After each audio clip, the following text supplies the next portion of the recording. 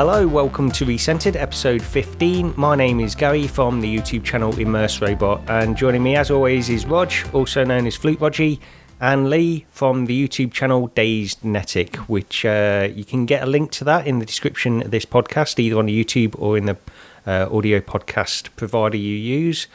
And so go over and check that out as well. But we've got a bit of a show this week. There's plenty to get into, so we should get right into it. But we'll start off by catching up with everyone. So, Rog, I'll go over to you first. What have you been up to in the last couple of weeks or so? PSVR2 and more PSVR2, I think, really. It's good stuff. The old Quest 2's it's been relegated to a Walkabout mini golf and Golf Plus machine recently. Yeah, I don't blame you. So yeah, a lot of stuff on PSVR2. A lot of sort of the default games have sort of taken over, which have been sort of Rez Infinite, which I'm totally addicted to still. Again, it's probably for the fifth time or something like that. So I'm on my way to getting the platinum on that one. So I keep. How long ago was it when you first played that game then? You're a massive fan of this, aren't you? Yeah, I love it. The only version I think I've never played is the original Dreamcast version. I never had a Dreamcast. So I think it was PS2, the first version, and then any sort of version like subsequently. And it's one of those games that when I can leave it alone for years, and then another version will come out, and then that's it. I've got to get all the achievements again. So yeah, that's been the main one really. I really do keep going back into that. Thumper's really good as well. I'm probably enjoying that more than I have before. It gets really difficult though. I think I'm on sort of stage 6 at the minute. There's level 6, whatever you want to call it. I think there's 9 altogether, but each one's subdivided into multiple mini stages. And the 6th one is absolutely kicking my butt. It's tough. It gets really, really fast.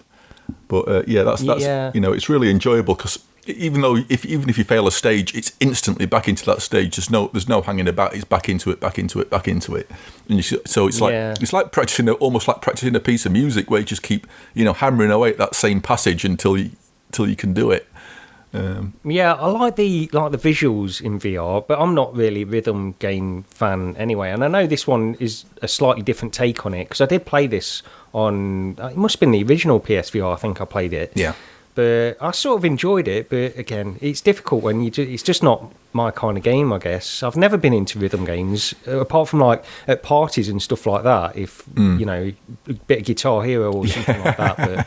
I've never really been into just playing party drinks games like this. Well, I'd say I'm not exactly a rhythm game person either. I don't particularly seek them out, but the odd one comes along every now and again, and I'll enjoy it. But yeah, Thumper's a good one, definitely. It's just different, and it's different to all the others. That's the thing. It's very strange if you've never played it. And I can imagine, I'm just watching the video now of you playing this, and I can imagine the visuals in PSVR2 are pretty good. Anything without that really dark blacks and then really bright colours as well. Similar to Rez, really, I suppose. Yeah, the thing with it as well is, I can't remember if I mentioned this before, and oddly enough, I think Wes brought it up on the Virtual Strangers podcast. He says, there's loads of Miura in Thumper. He says, but it looks like it's artistic and part of the actual game, and well, yes, it actually is. It looks like it looks like the background is sort of like staticky and fuzzy because that is the actual design of the game. You're not actually seeing Miura, and you can see it on the video. But it's a weird one. More Golf Plus with Artful on a Sunday morning, and Golf Plus really wound me up this weekend. A mate of mine picked it up as well, and it sort of bugged out on him, and it stuck him in the tutorial. It would not let him get out the tutorial. He finished it, and then he was in the tutorial again, and it wanted him to do it. It's so aggravating. And then when you get to the front end in Golf Plus, because when I've been playing it, it's like I've basically just been accepting an invite and going into a game like with Artful, who set it up every week. And the front end on Golf Plus is one of the most awful, horrible messes of an interface I think I've ever used. It's just confusing because it used to be originally it was Pro Put, and then it became Golf Plus, but Pro Putt is now within it as well, and it's just, I know. It's just like, how do you navigate this? It's terrible. And then obviously, it's like I say, my mate had this utter problem where it just would not let him out of the tutorial. And it was just really, really aggravating. But isn't this Top Golf as well? It's like 3 games in one, isn't it? Wasn't Top Golf? Yeah. I don't understand what's going off branding wise. But I don't. That's the thing. It's the branding. They made a big mistake when they did this, because I think it was Top Golf, right? With Pro Putt was the name. Yeah. Then they changed it to Golf Plus. Yeah. So I think is it Top Golf and Pro Putt are the actual? Are they the brands within it, and then Golf Plus is just now the name of it, and it's just. And it's like there's all these different products and things in one, and nobody sort of figured out how to sort of like do a good front end for it, and it's just awful. But the game itself's really good. Yeah, it is. It is really good, and I feel a bit bad because I'd sort of half arranged with Artful to go in on Sunday afternoon, but I just real life got in the way. The problem is you arrange to do a multiplayer thing, and it's sort of it's the lowest priority when real life is just overtaken. I can't stop exactly what I'm doing whenever just to go and play multiplayer VR, as much as I'd like to do that. But yeah, so I feel a bit bad. Sorry for that, Artful, but maybe next time. Yeah, but the one of the surprises I think over the past couple of weeks was actually Kayak VR Mirage, to give it its full name. I played it briefly on PC and then never really went back to it because it was a bit. I had to lower the settings a bit to get it to run acceptably, and it was okay. But I picked it up on PS VR2, and it's I was going to call it a tech demo. If I say that, I'm not being disparaging about a game. I'm just saying that it's a good technical demonstration, regardless of whatever else it is. And it's probably it's probably the sort of tech demo at the moment. Maybe I don't know if they're using Quixel Megascans or what for the scenery, but it's sort of visually impressive, and it gives me a better experience than it does on my PC. But it's one of those games where, well, there's not much of a game to it. Really, there's time trials. If you want a game out of it, there's time trials, and it'll download like the ghost times of other, of other players, and you race against, I guess, people who are sort of similar to where you are on the leaderboard. And most of them you don't notice. Although at one point I was doing the canyon level, and Mike VR Oasis sort of shot by. So I was paddling after them. So that it's not bad. I enjoyed the time trials more than I thought I was going to. But the one thing that really got me is the nighttime level. I think it's Norway at night in a storm, and that just looks in a thunderstorm. It's so good. It's so atmospheric. It's been a long time. It's been a long time since I've actually just sat in an experience for the sake of simply sitting in that experience. And I did so for a good while last night. Even I just put it on just to go into that for 10 minutes. It looks so good. But I think it might become sort of a game that I go and listen to podcasts in. Like last week, I was catching up with. I've not listened to any of the Voices of VR podcasts for a while. Which, if anybody, the Palmer Lucky one, isn't it? Is it the Palmer one? Yeah, that's one I jumped back into. Yeah, the latest one's got an interview with Palmer Lucky, and it's not the first time I've interviewed him. But for anybody who doesn't know, quickly mention the Voices of VR podcast by Kent By. He's been doing this thing since like 2014. There's over 1,100 of these interviews now with different people. Covering a wide range of sort of VR related stuff, but anything from like games to art and design, psychology and medical applications, and there's an absolute ridiculous range of stuff he covers, but all to do with VR and AR, all the R's. I went to listen to the Palmer Lucky one. I was sat paddling about listening to that for about an hour and a half. There was some good information in that as well. I do recommend people go and listen to that one, actually, because that was the one I've not listened to Voice of VR for. I sort of drop in and out with that. It depends who he's interviewing and that kind of stuff.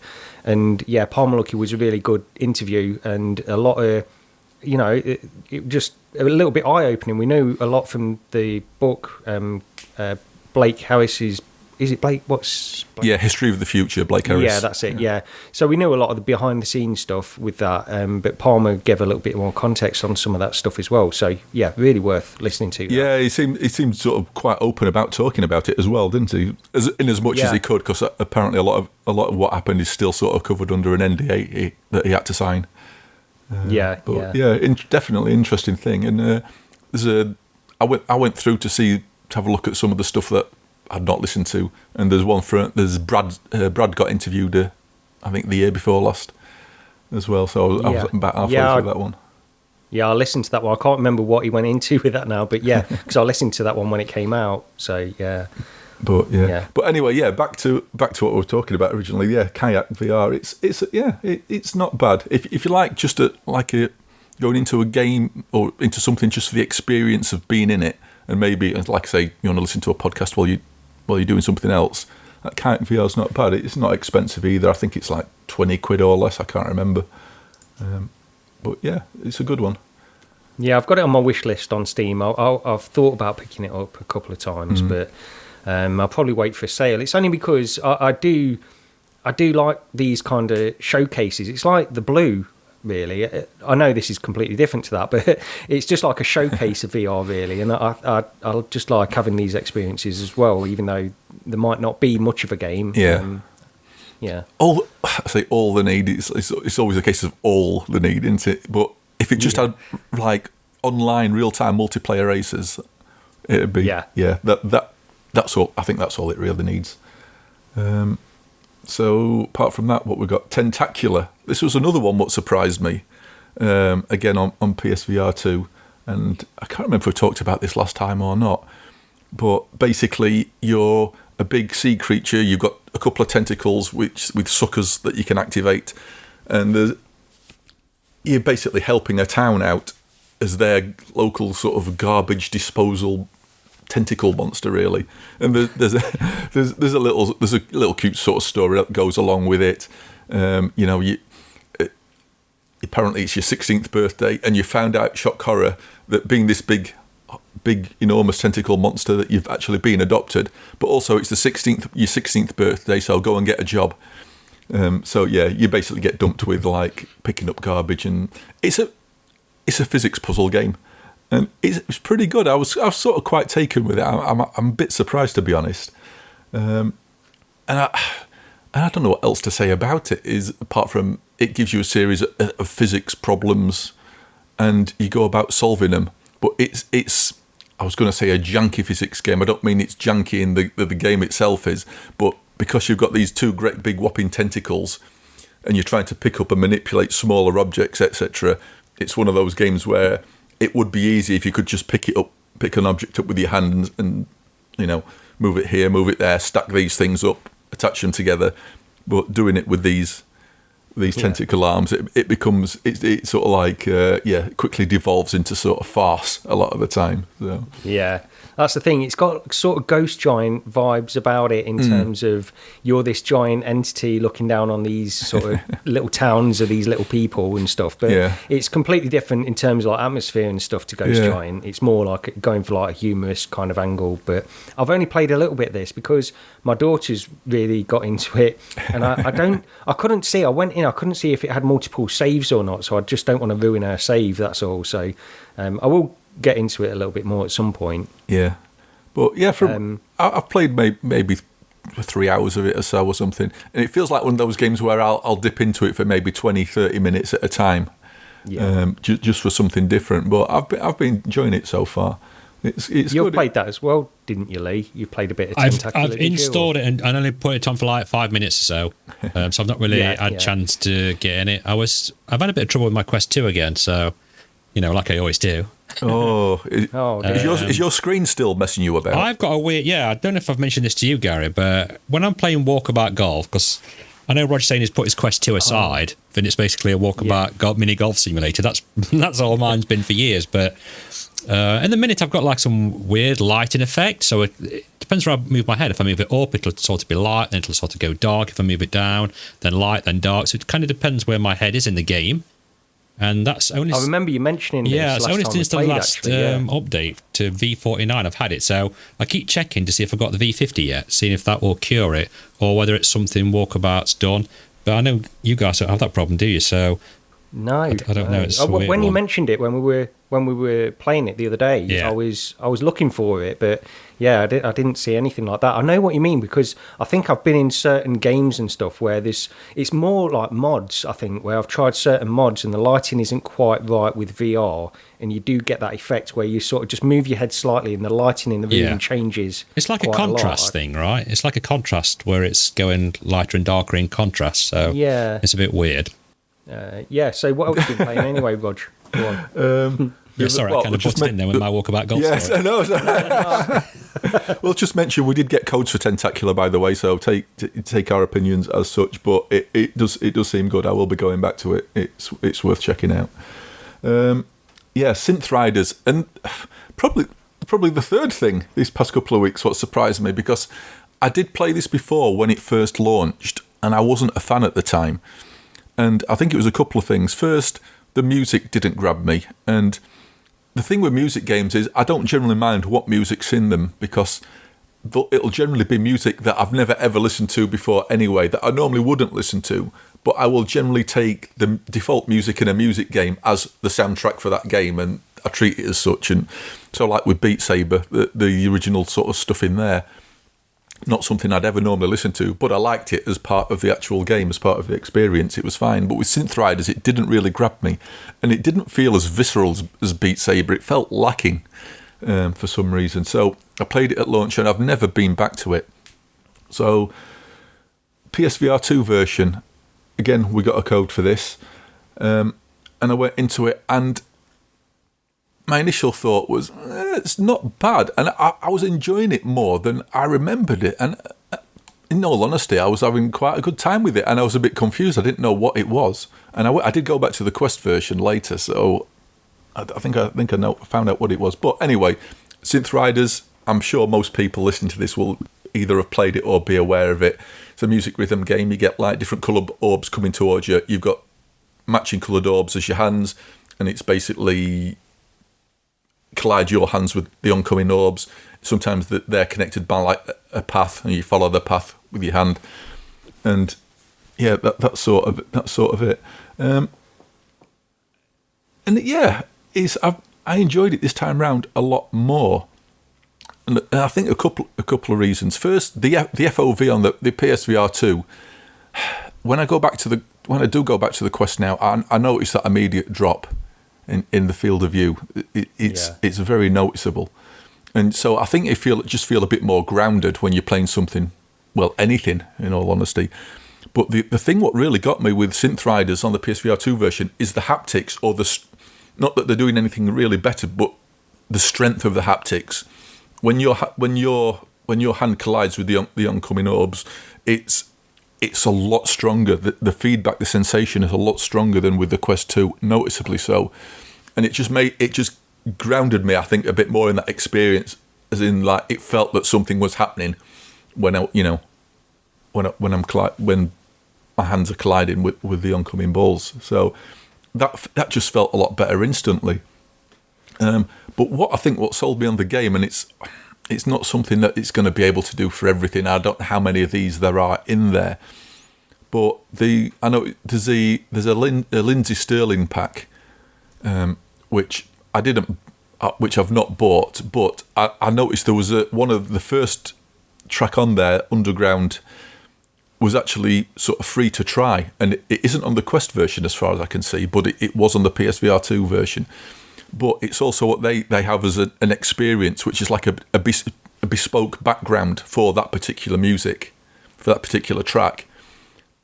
And that one, I really liked it. I like her music to start with anyway. And it was, I think we mentioned it before about when we were talking about the Wave concerts in a previous episode.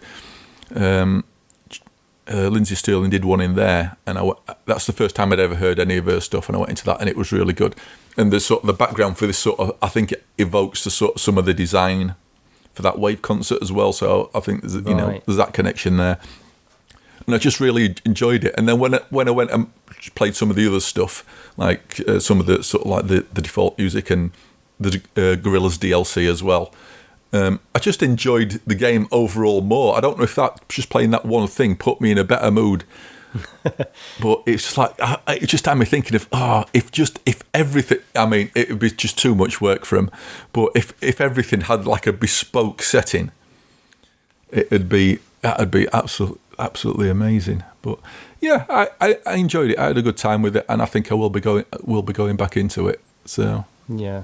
And this version, so it's got, what's the actual version of this one called? Because it includes the Gorillaz sound.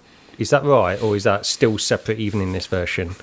I mean, I think they've updated the advertising for it and to put the Gorillaz on the front end on the store and everything. But it is a separate DLC pack. I don't know if you can buy it all in one or not. But it's okay. I think that I looked on the Quest store. I think it was like £7 something the promo price it's on at the minute for the Gorillaz DLC.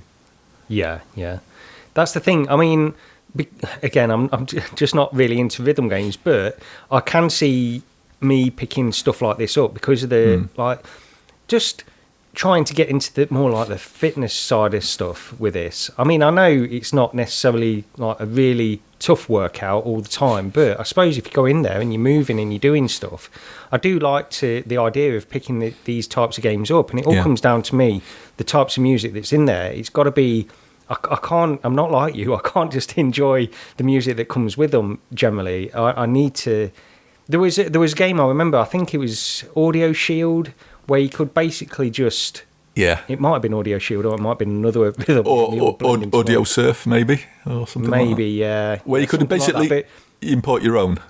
That's it, yeah. Or you could do that. And I went into that a few times, putting on my own playlist. And, of course, it's not quite as...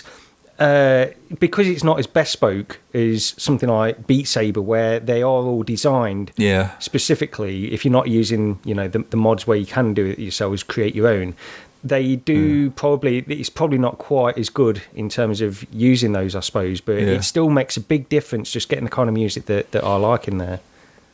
Yeah, I can see your point. I think that's why a lot of people like Beat Saber on PC, don't they? They love all these modded tracks. What you can play, and I suppose you're going to find that there's going to be some really talented sort of designers out there able to do some really good bespoke sort of stuff. Yeah.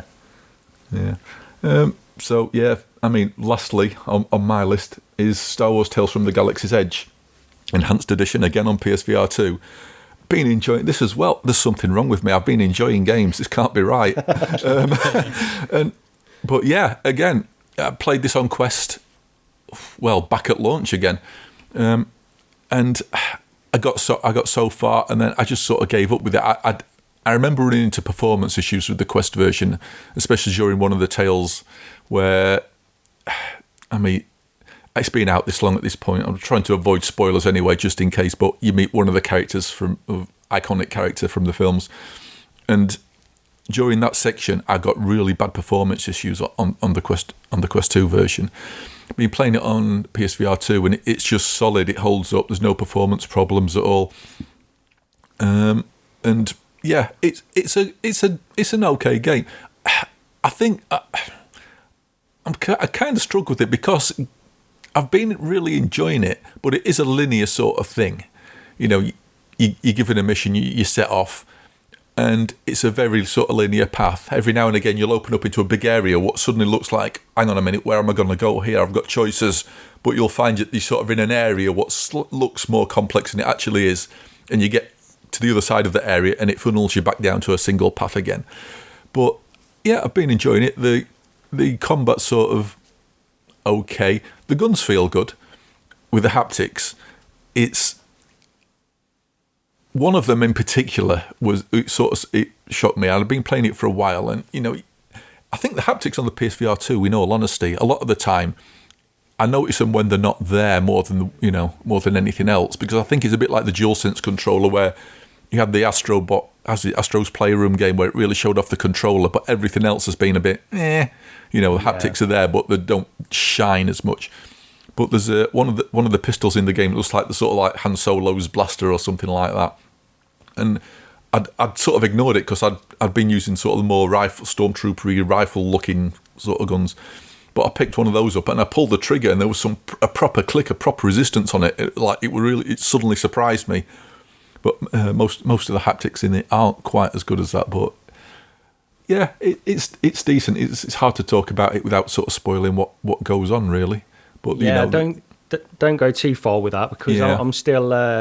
I have been playing this a little bit on Quest as well because we got a key for the PSVR2 version, and then we've got a couple of keys as well for the Quest 2 version as well. So I've been going through this for the first time, and I was pleasantly surprised by it because when it first came out, a lot of the reviews were a little bit. They weren't really that enthusiastic about it, and I was going in sort of expecting it not to be that much of a game, but there is a game there. But it is very linear, like you say. Yeah. But yeah, I was actually pleasantly surprised by it because I think it looks pretty good in the Quest, and so far I've not had any performance issues with the Quest version. But I've got down to the cantina area and just got outside. After that, really, that's where I am at the moment. So still early on. I don't know how long. I don't think it's that long anyway, is it? To be honest, so that's the other thing to mention. But I'll be going into the DLC afterwards as well. But I'm quite enjoying it. You know what impressed me most about this? Right, I don't know if you feel the same way as me. When you first load up into it, there's like a virtual reality headset set to the right of you on a box, and it's wireless, by the way. It's got no cable. But anyway, you pick it up, and before you put it on your face, as you look into it, all that's 3D inside the headset as well. Yeah, and I found that really clever and really weird. I was like flicking it back and forth in my hands like, this looks amazing. It's like a Inception headset. It was brilliant. Yeah, it's not a bad game. It's not an amazing game, but it's certainly not a bad one. The weird thing with the PSVR2 version is obviously they've sort of upscaled everything. It just looks better than the Quest 1. Runs great.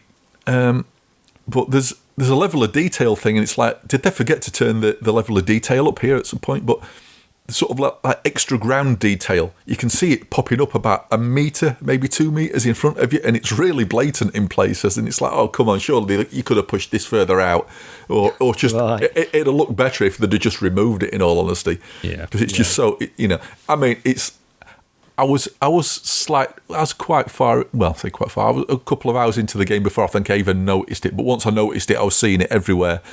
And it's like some of the plants as well and detail on the wall. You'll see it pop in, some of the details, the level of detail pop in really close. And it's like, I'm sure they could have pushed it out a bit further, but I've got to have something to nitpick. Yeah, and it does run at 90 frames per second, doesn't it? It's not in reprojection. This one that's right, isn't it? No, it's 90 and it's solid and it's flawless. As far as I can see. Yeah. Good stuff. Yeah. It's it definitely looks better than, from the footage that I've seen, it definitely looks better than Quest 2. Again, I was pretty pleasantly surprised by how good the Quest 2 version looked. I mean, you've got low resolution textures and things like that in places. Yeah.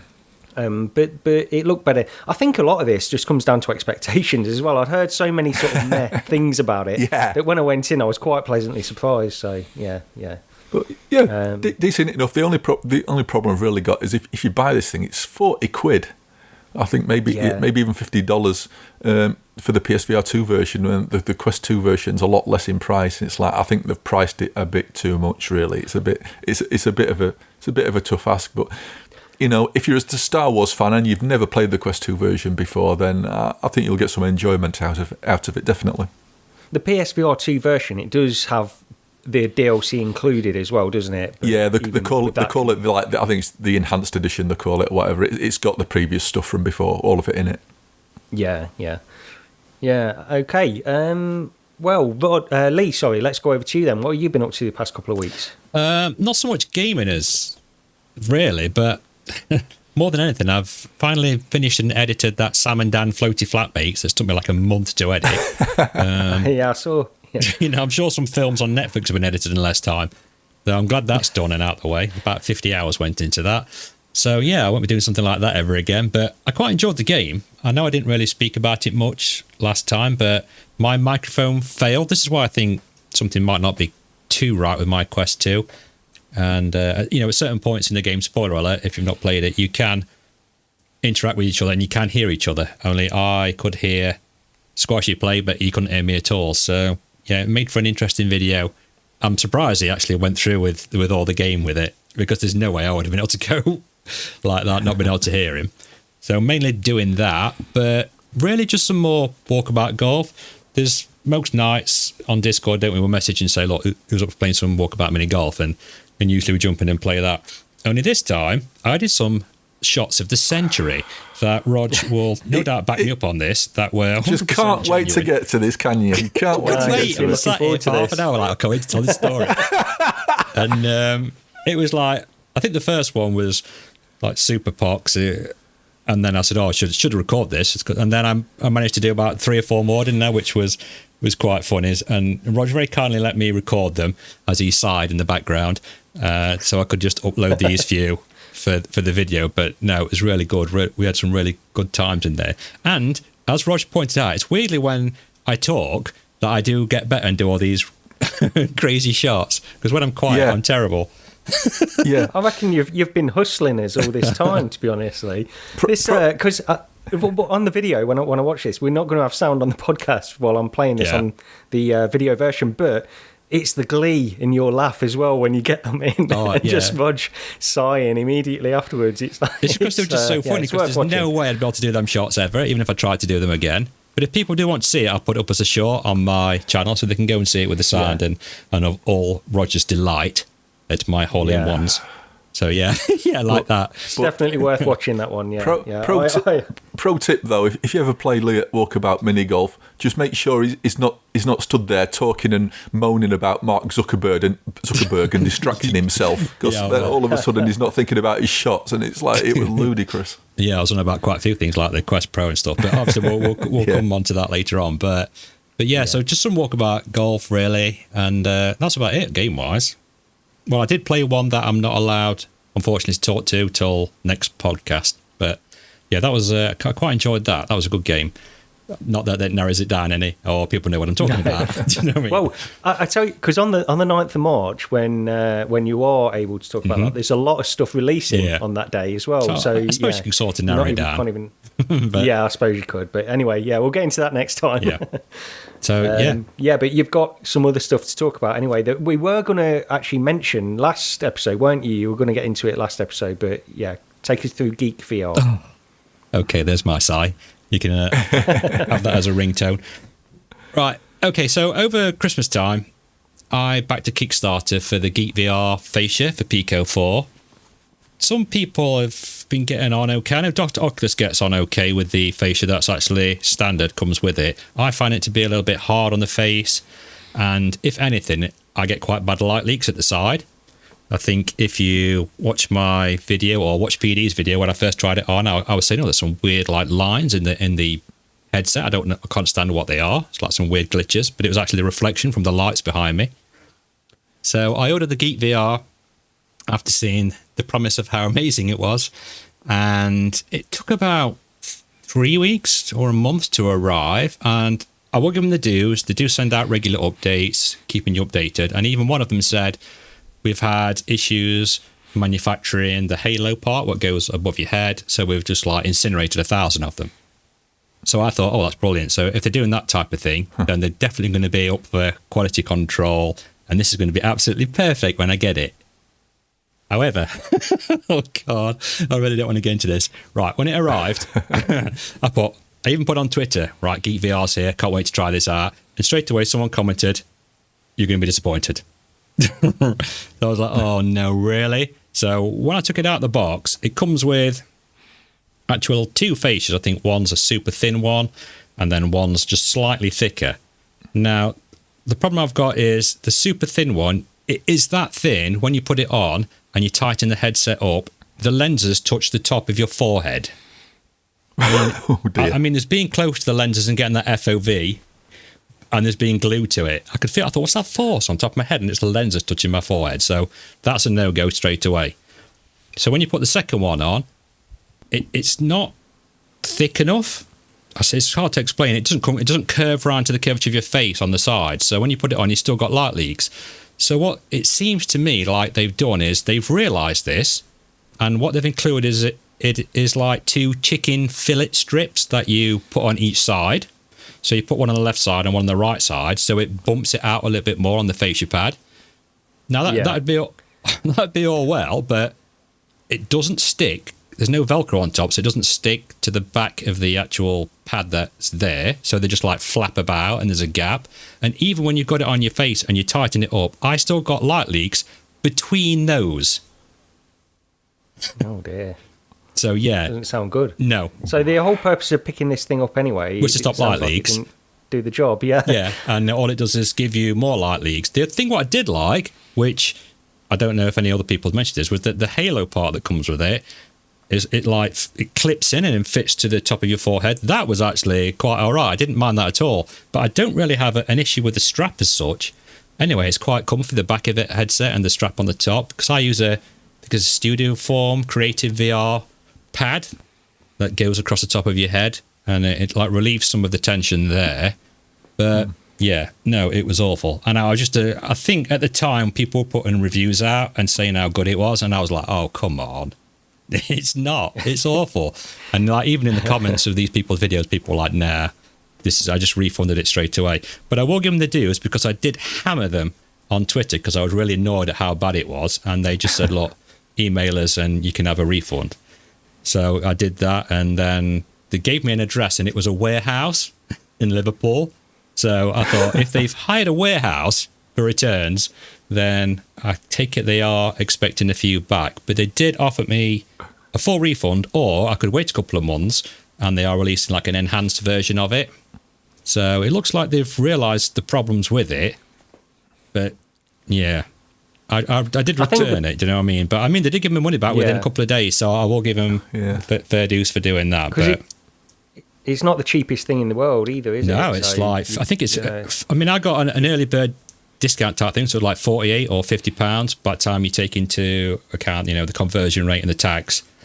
I think it might have been more than that if you purchase it direct from them now, but I know some content creators are doing discounts through them and things like that, but no. Basically. Not recommended. No. It seemed to be a very short time between the Kickstarter and them shipping it out. You know, Kickstarter products is generally waiting a good deal of time. So this thing must have been pretty much ready to go. I think so as well. I think they were just using it as perhaps to get some money to back them to continue producing, maybe. I'm not sure, but yeah, maybe. I did think they had quite a few orders for it as well. So after my amazing time with that, I'd still got a Pico 4 with light leaks, and I happened to notice Grant from Team Beef put a comment on Twitter saying, just ordered this fascia from eBay, like 20 quid, it's just arrived and it's brilliant. So I messaged him and put, oh, which one's that? And he gave me the link for it. And I think you can get like the same sort of thing from America as well, but I ordered it from China. Mind you, I know they all come from China, like, but... And when it arrived, it's the AMVR one, which I was quite surprised at. Or it's definitely close to an AMVR one, should I say. But I think it is an actual AMVR one. And, okay. And it was £19, so yeah. Yeah. And I mean, it took like a month to come, and I thought, oh, and I opened it up, plopped it on, thought, yeah, it looks just very sturdy, the padding's quite thick, tried it on my face, perfect.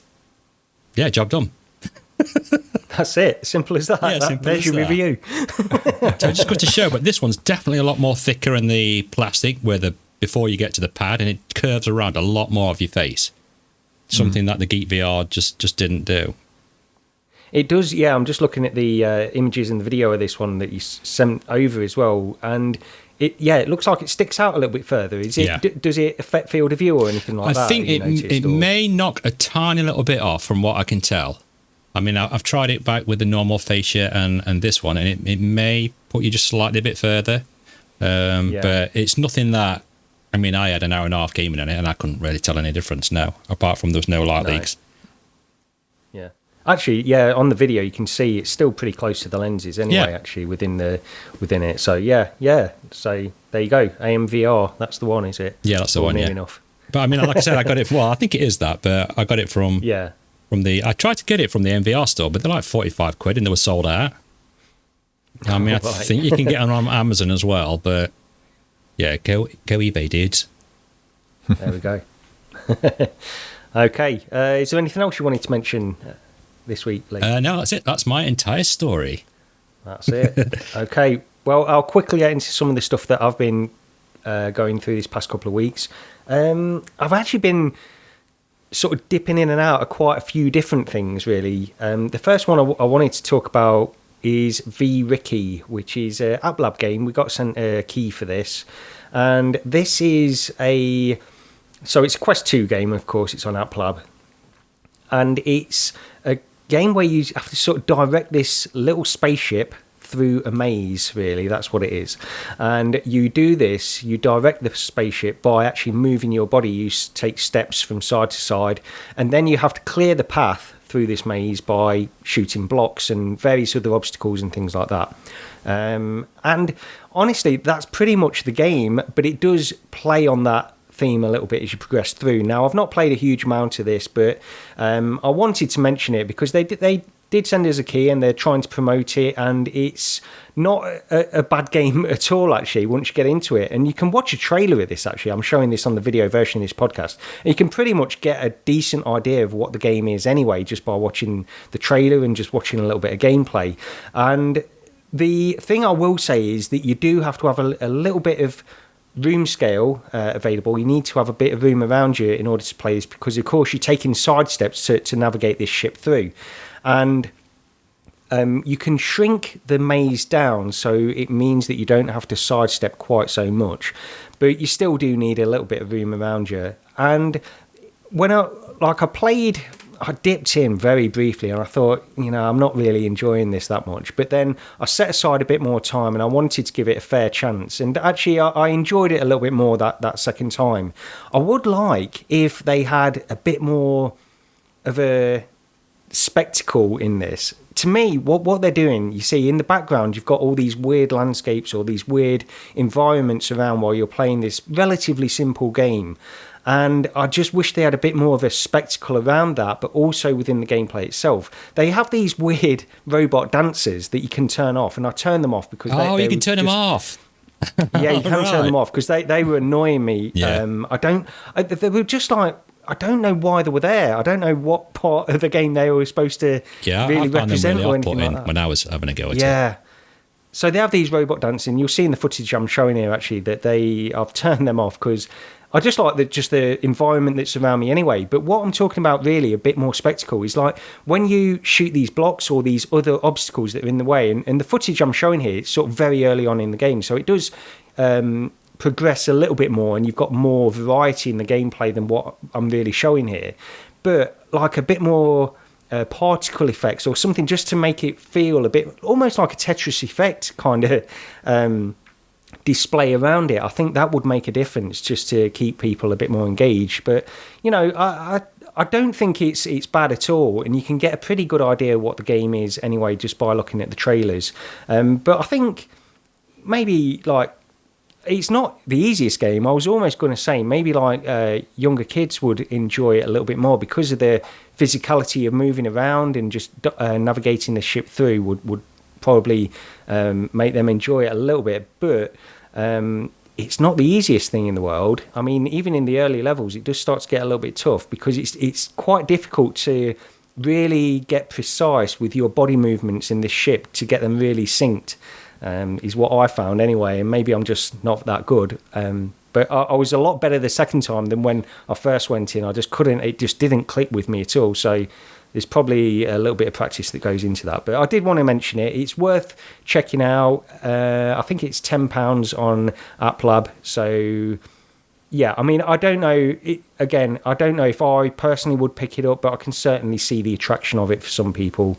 Yeah, that's probably not a great recommendation, but it's you can go in and see the trailer and you know what you're going to get pretty much. The other thing I wanted to mention actually is Aspera. So this is one. Do you remember? I can't even remember when we saw this. Was it MetaConnect or something like that?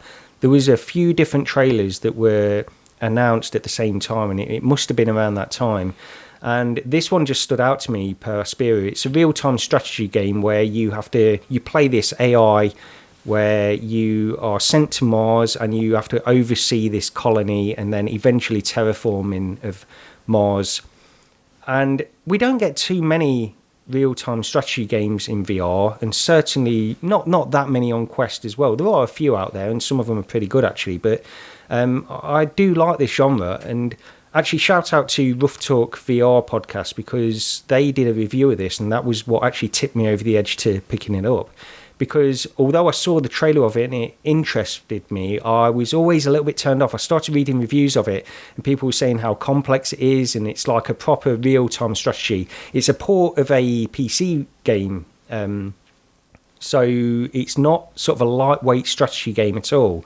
So I was thinking this is going to be a little bit of a time sink maybe, but eventually after that Rough Talk VR review, they sort of won me over, and they picked it up, and I'm glad I have actually, because it's got this really, really good campaign where it will guide you through the early sort of sections of the game, and of course you're playing through this little story as well, which is actually pretty intriguing. It's not just a throwaway story to give you a tutorial. There's a lot more to it than that.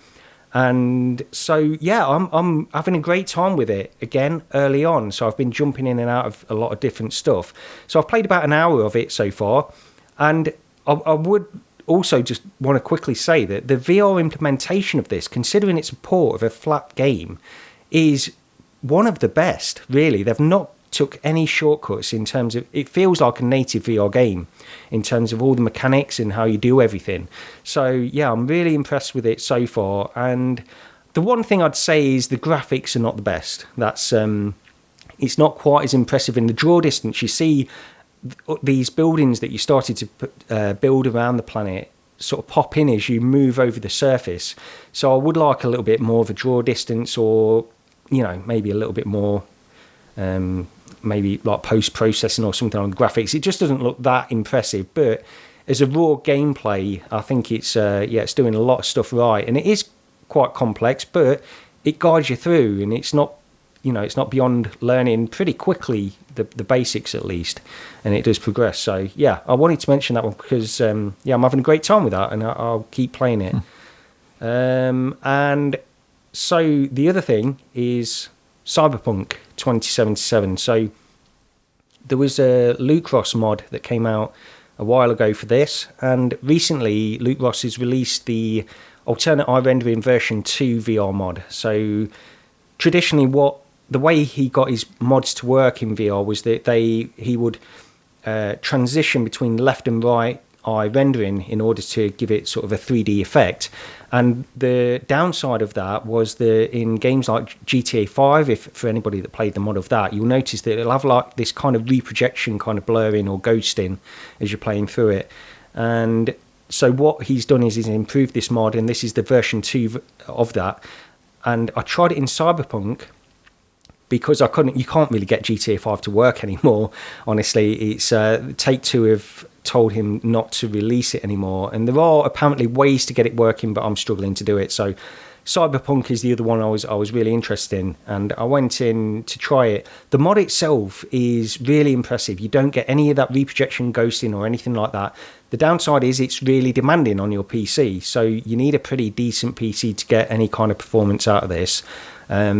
And also you do have a few visual artifacts. It's not perfect by any means. There are a few visual artifacts, and Steve, who was on the last episode of the podcast, him and I were talking about this, and he was saying it's sort of like the almost like DLSS kind of artifacts around certain objects and things like that, and that is what it looks like. It's a little bit disappointing, but to get this game running in VR at all in the way that it is presented now is really quite impressive. Just wandering around the city is fantastic with all these, because it's really well populated as well, so it does really feel like a living, breathing city as you're wandering around. But you've got slight visual artifacts, performance is not fantastic, and I don't know if it's quite there on either of these things for me yet, where I think I'm going to go in and really dive in and play through the whole game or anything like that. So yeah, it's getting closer, it really is, but it's just not quite there for me, unfortunately, yet. But yeah, well worth the look. You can download that through LukeRoss's Patreon to give it a try. And it's not just that game. There's a lot of games that now work with that alternate eye rendering version 2 mod. So there's Hogwarts Legacy and stuff. And we were talking about this before we went live. And Lee said you tried the LukeRoss mod, didn't you? I did, yeah. Originally, yeah. But it just crashed my PC totally. I mean, it's nothing against the mod. I think it's just my PC. But yeah, it just locked my PC up. But I did have a go at Cyberpunk when that first came out as well. But I mean, I've got a 3060, so as soon as I put it on into VR, I got quite motion sick straight away. So I think the frames I was getting was very, very low. I think Beardo Benjo were playing at the time and he was getting low frames, and Dr. Greg. But from what I can understand, I mean, he's got they both got 4090s now. So I know Dr. Greg's one of his favourite games of all time, and he's been playing it and loving the AER too. It's running like a dream. But I'm afraid a 4090 is just something I can barely dream about. Yeah, I know. Yeah. how much are the 4090s? Is it about 2,000? Yeah, £1,800 maybe. You can pay less than that, or you can pay more than that. It just depends what version you go for. Yeah, that's way too much. Yeah, at the minute. Yeah, so yeah, that is a dream. But yeah, I was actually gonna mention on a couple of podcasts ago, because I upgraded my CPU. I've sort of come to the conclusion that basically that's my PC now for the next 2 years. I'm not doing any more upgrades on my PC for a while. I want to save up a bit of money and maybe do, like, when the 5000 series of GPUs comes out, I might do a fresh build on that. But yeah, I mean, the problem is the GPU prices just keep going up and up, don't they? They don't seem to be making them. But it's not the GPU. I mean, people that build PCs and are technical in that way know when you get if I got a 4090 now, I've got to upgrade my power supply. I'd have to upgrade my processor because it'd just be bottlenecking that. Then I'd have to upgrade the fans. You know what I mean? I'd have to upgrade everything. So it's like a complete system each time, isn't it? And I usually wait around about 5 years. I think before the 3060, my system was a 960. So yeah, I definitely wait a few years before I upgrade, and I'll just upgrade it all in one go. I mean, I'm aiming, it might be a dream, but I'm aiming for around when the 5000 series GPUs come out, but we'll see. I don't know, because like you say, it is a full system. I've got to upgrade the motherboard in order to upgrade the CPU now. And then, there's all these different things. So it will just be better just to save up for a fresh build, but that's not a cheap amount of money anymore. I mean, a good upgrade, what I've done just recently was upgrade the RAM. So I've upgraded from 16 gig to 32 gig, and I think it was something like £42 for 16 gig worth of RAM, and it's, especially with like things like DaVinci and editing, it's definitely helping there. And I do notice everything loads up a lot quicker. So yeah, that's a good, nice, cheapish upgrade for people. Yeah. I think as well, the thing that was surprising, I think there was a lot of stuff around Returnal when that was released recently as well, because it was recommended 32 gigabytes of RAM, which is sort of unheard of. And I think people were speculating it was because of the fast storage in the PS5. They couldn't quite replicate that on a standard SSD on a PC or anything. That's one of the reasons why I upgraded as well. Yeah. But I think the minimum specs did recommended did go back down to 16 gig again on Steam. So you can run it at that. But yeah, 32 gig. Who would have thought? Are you guys fans of Returnal? I've not played it. I've not played it. I've only played very briefly when PD first got his PlayStation 5 and was raving about it. I liked the aliens in it, and I did like the overall story. I mean, I don't want to give any spoilers away, but yeah, it was super hard. And then when I died, I was like a little confused, and I'm like, oh, I get it. And it reminded me of, is it Edge of Tomorrow, or I can't remember what that Tom Cruise film is where there was aliens in it, and he keeps living the same day. With the time, it keeps going through the same day. Yeah, it kind of reminded me of that with the aliens as well, and in the story. So I'd like to have a go on some more, but I know it's really hard. So yeah, I'm sort of, I just don't get it. I know there's a lot of love for this game, and it's by Housemarque as well, and I've been a sort of like a fan of theirs going back to. I've still got a box copy of The Reap, which, if anybody played PC games in the DOS days, sort of remembers that was a graphically sort of fantastic looking game back in the day, and I've loved their stuff ever since. But I don't know, there's something about Returnal. I've tried repeatedly to get into it, and I don't know what it is, but it just doesn't do anything for me. Yeah, I've not played it, but I know a lot of people do seem to really enjoy that. Yeah, people absolutely rave about it. Yeah. Yeah. Well, just wrapping up what I've been... We're taking our time this week, aren't we? I mean, we're nearly an hour in, I think, aren't we? Already. But just to wrap up my what we've been playing... I just quickly want to mention Half-Life 2 VR mod. Been into that briefly again. Well, not briefly actually. I've been playing quite a bit of it. But yeah, it's had a few updates since last time. I did mention this on the last podcast as well. After hearing about these updates on VR Gaming podcast, and yeah, it's just a fantastic mod. It's so well done, and all these little improvements that they're making over the time as well is just making it better and better to play through. Just a quick question: have either of you played all the way through Half-Life 2? I haven't. No. Yeah, a couple of times. Yeah. Quick question: how much more of the airboat is there? Because that went on for a long time. It was longer than I was expecting, to be honest. I thought, and it's just I felt like that section of the airboat, it just went on. Have they improved because I got massively motion sick while playing that on my lives, and it took me quite a while to get through that bit, and I think they've improved it somewhat now since I played it. There's different options you can have, so there's about 3 different versions of how it moves the boat around you and stuff, so yeah, you probably can find an option that will suit you with that. All right. The last time I actually played through it fully was back on the DK. Was it the DK1 or the DK2? Probably the DK1. Oh yeah, and, you played it on that. You know, that was awkward. It was definitely awkward to use, but I never had any. I'll say I'd never had any issues with it. On the DK1, it was a bizarre one where I could play sort of like maybe 40 minutes at a time, and then I started to feel iffy, and I never got over that 40-minute limit. But it didn't matter what part of the game I were playing. It always sort of seemed to hit me at about the 40-minute mark, where bizarrely Team Fortress 2, I could play that for hours and it didn't affect me. And they were very sort of really similar. And Team Fortress 2 should have made me feel terrible considering what you can do in that game compared to Half-Life. But it was always Half-Life that made me feel a bit iffy. I got about an hour into it. Sorry, about an hour each time I was playing it before I went to whiter shade of pale.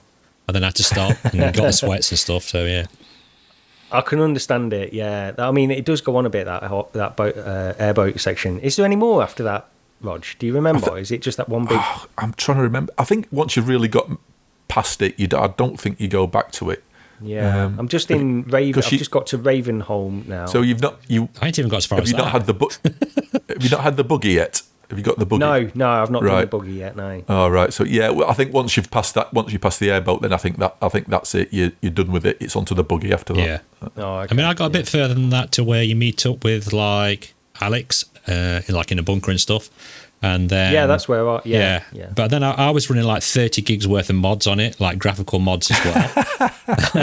And I kept upgrading that, and it was a bit cumbersome. But I know it does tell you, like in like small print, if you've loaded this up, don't update it. And I just kept updating it. And then when I went to load the game up, everybody was stood still. And I was like, hello? So nobody was moving. So that's the real reason for the memory upgrade then. Yeah. But no, you have to type a command in, and it's like disables the AI, something to do with the mods that I got running. So nothing to do with actual, the release mod. It was more to do with what I'd been messing around in. Yeah. Just quickly, actually, because they did a ray tracing update for the original Half-Life. Did you see that? I have seen bits of that. Yeah. No. Yeah.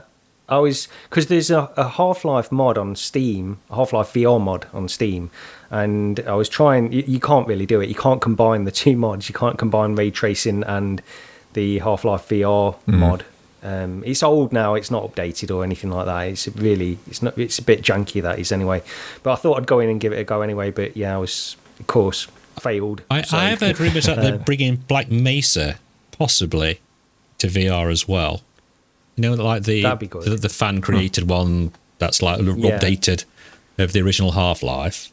So hopefully they can get that sorted. That'd be quite impressive. Yeah.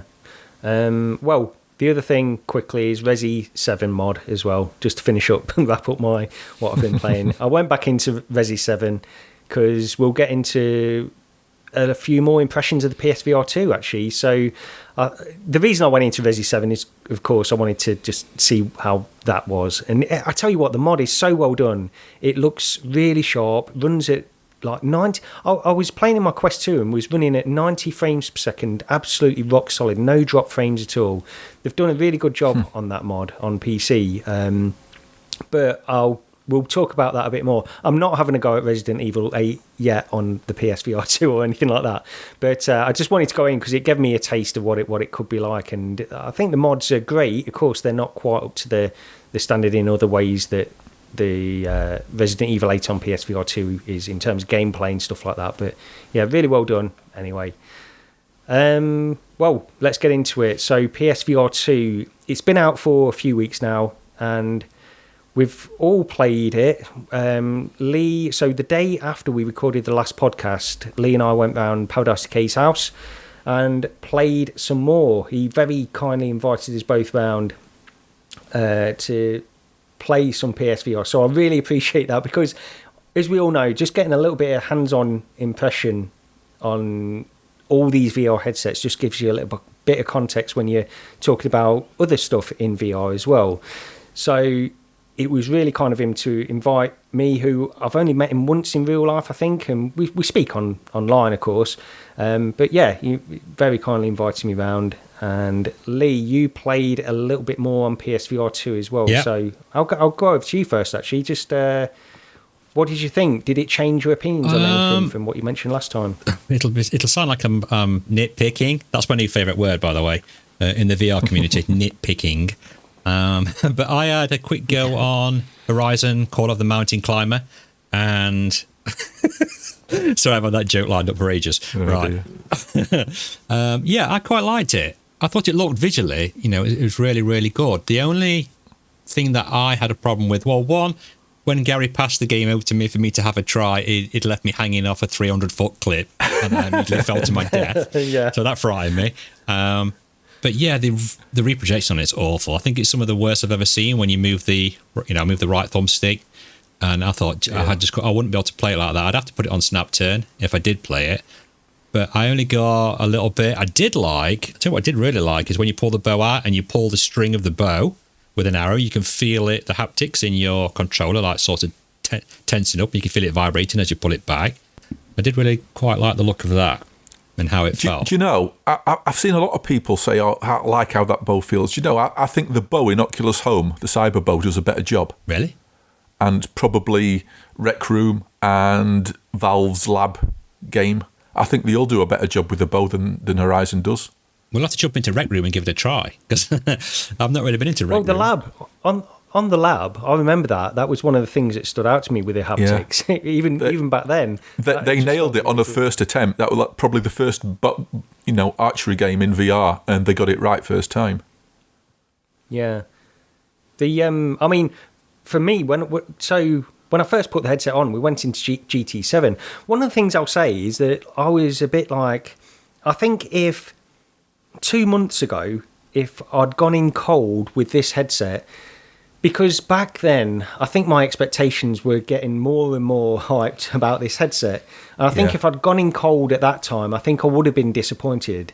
That's what my reaction would have probably been. But by the time I went in and tried it, we'd had all these hands-on, all the reviews, and then last podcast, I'd been listening to all you guys talk about your impressions of it, and you just get... your expectations get a little bit tempered. It's a little bit like what we were saying about Star Wars Tales of Galaxy's Edge. That was a pleasant surprise for me. And although I don't think it was like necessarily completely pleasant surprise in all aspects, the PSVR 2 that I tried, I mean, it was pretty much on par with what I expected in a lot of aspects. And the main failing is the reprojection for me in certain titles, not all of them, but in certain titles. And luckily, that's a software thing. So it's not like it's inherent with a headset or anything like that. It's dependent on the developers. But when I first went in, the thing that stood out to me immediately was the brightness of the display. I'm pretty sure that's the first thing I said anyway. It was, I mean, I've heard about this. I heard all these people talk about it. And I thought, okay, I understand it's bright. That's fine. But yeah, there's a difference. There's definite difference with those colours, the blacks, and just how bright certain things are. At times, I was almost squinting. I felt like I was almost squinting in the headset. It was that that good. So the colours do make a big impact, I've got to say. GT7 was the first one I went into, and being the complete idiot I am, I mean, I annoy myself sometimes with this stuff, but I immediately started moving from side to side, moving my head, just so I could see the reprojection on the steering wheel, just to get that out of the way, basically. And yeah, it's there, it's reprojecting. But in GT7, see, my story with this is really the games I tried were sort of got a little bit worse in terms of reprojection, how much it affected me. I'm not of the extreme where if I see any reprojection at all, it's like, no, I'm not playing it. And I have seen that on Reddit recently, actually. There are people that seem to be like that with the PSVR2. I'm not to that extreme, and I sort of feel like I judge it from a game-by-game basis. And GT7 really wasn't that big a deal in terms of reprojection for me. Do you feel that, Rog, at all? Yeah, I didn't put GT7 down on the list of stuff I've been playing, but I have been playing that, and yes, it gets away with it, and it's purely because it's not you're not rotating your view around using that analog stick, so you can see it. It is there, but you get immersed enough that it's not a problem, or it's not a major problem anyway. I'm sure for some people it will still be. Yeah. But I can sort of, I say happily ignore it, but I can tolerate it enough, and it's I've had a lot of fun with GT7. Yeah, that's the way I feel. I mean, if you look out the side window and you see the scenery going past, or you look at a car that's overtaking you, you can see the reprojection then if you look for it. It's very clear. It's very clear if you look out the side windows when you've got something fast moving past you. It's blatant. Yeah, that's it. And my understanding of the reprojection in the PSVR2 as well, and Sony don't really expand on this kind of stuff in the same way that Meta do or Oculus do with their reprojection implementation. So the PSVR2 operates in the same way that the original PSVR did, in the sense that it's got an equivalent for asynchronous time warp on the Oculus side. So it will correct for rotational head movement, but it won't correct for positional movement. So if you have any objects moving in 3D space, that's when you'll see the reprojection. Turning your head, you shouldn't see any reprojection at all. But that's the thing with this. I do think the only way they can get rid of this problem is by having a better reprojection system, by implementing like an equivalent to asynchronous space warp, which would make these things, I mean, I assume it's going to make it better. Like I say, luckily that's all software based anyway. So it's not like they can't update it and make the reprojection better, but it's just a little bit disappointing on the three I tried, GT7, Call of the Mountain and Resident Evil 8. Things just felt progressively... Resident Evil 8, I might as well get it out of the way. I felt like reprojection in that spoiled the game a little bit for me. And it might be that I was in quite a fast-paced section where all these zombies were coming towards me, and I was just honestly trying to find a bit of space for most of it. So I was moving around quite quickly around the level, this little area, and I just felt like the reprojection was just constantly in my face. GT7 wasn't like that, and honestly, Call of the Mountain, for whatever reason, I feel like it's because it was slightly slower paced at the beginning, the reprojection didn't bother me there either, honestly. So I think that is the main downside from my point of view. I mean, if you look at the stuff I've played this week, Horizon and Resi 8 are notably missing, and it's because after the first playing them for the half an hour, that very first day I've had my PSVR 2 weeks ago, I've not been back. And I don't want to go back because of that reprojection. I thought it was literally that bad. I mean, I will do at some point because I do want to play. I do want to play the games. But like you said, I'm going to have to enable snap turning. Oh yeah. Because the rotational reprojection on it is just. I'm getting utterly sick and tired. All these people don't focus on this, don't focus on that. Just enjoy your game. The problem is I can't enjoy the game. It's not the reprojection is that bad. It's for me it's so obvious. It's like the difference between imagine playing a game on a flat screen at 30 frames a second. And then playing the same game at either 60 or 120 frames a second as opposed to 30 frames a second. It's that blatant a difference. apart from this time, it's taking up your entire vision, and the image is just like ripping and smearing across your field of view, and it looks ugly as hell. And I can't ignore it because it's ruining the experience. And that's my perception. So stop telling me I should start enjoying these bloody games when I can't. I've actually heard somebody say on Twitter, just let your brain enjoy it. And I'm like, well, my brain went into meltdown because it was actually Gary where it said, oh, try moving on the right thumbstick. And I must have moved it in Call of the Mountain Climber for like 2 seconds. And I never want to experience that ever again. Yeah. It's terrible. Yeah. It's absolutely terrible. What people need to understand as well is that people have different sensitivities in VR. What doesn't bother one person will bother another person to the point where they can't play it. And I hear this argument all the time, like, stop whinging and just enjoy it.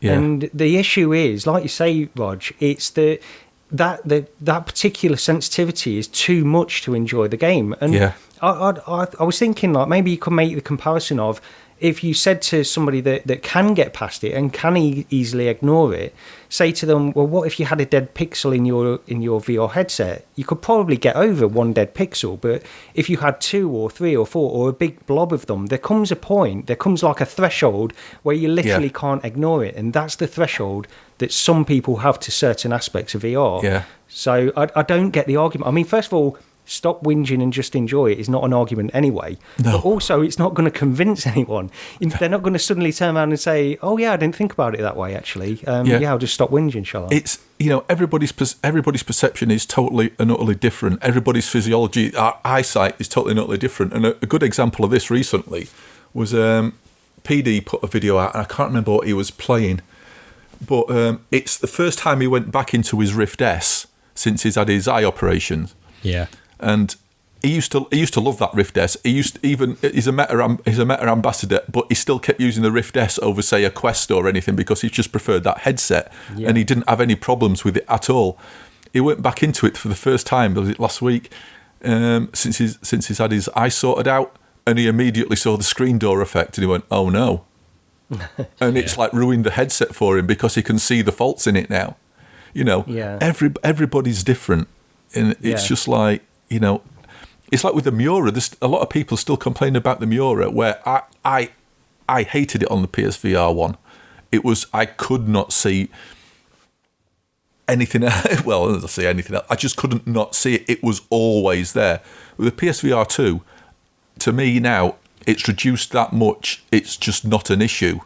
I do see it, you do see it occasionally every now and again, but it's like, oh yeah, I noticed it. And it's that threshold. It's dropped enough that it's gone below a point where, I do notice it, but I'm fine with it.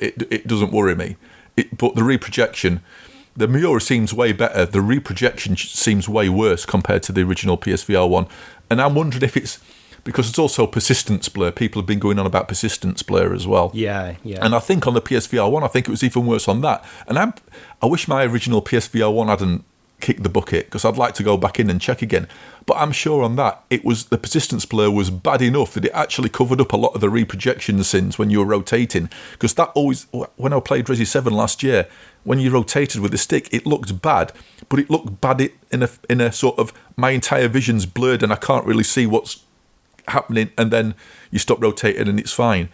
Where with PSVR 2, it just seems awful and stuttery and a mess, and there's nothing sort of covering that up. So it's I don't know, but it's like people have been turning the flipping brightness down on the PSVR 2 now as well to try and sort out Miura and persistence blur. I've seen that as well. Are you crazy? It's like, people have been like singing the praises of the brightness of this display and everything, and it's like, and going on about and giving excuses out, we couldn't have had pancake lenses because it had reduced the brightness too much.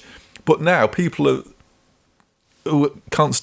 And the weird thing is, the persistence blur on PSVR 2, I had to go and look for it after all this came up, and it's like, yes, actually, I can see persistence blur as well, separate from the thing. But the persistence blur for me is low enough that that's a non-issue for me personally.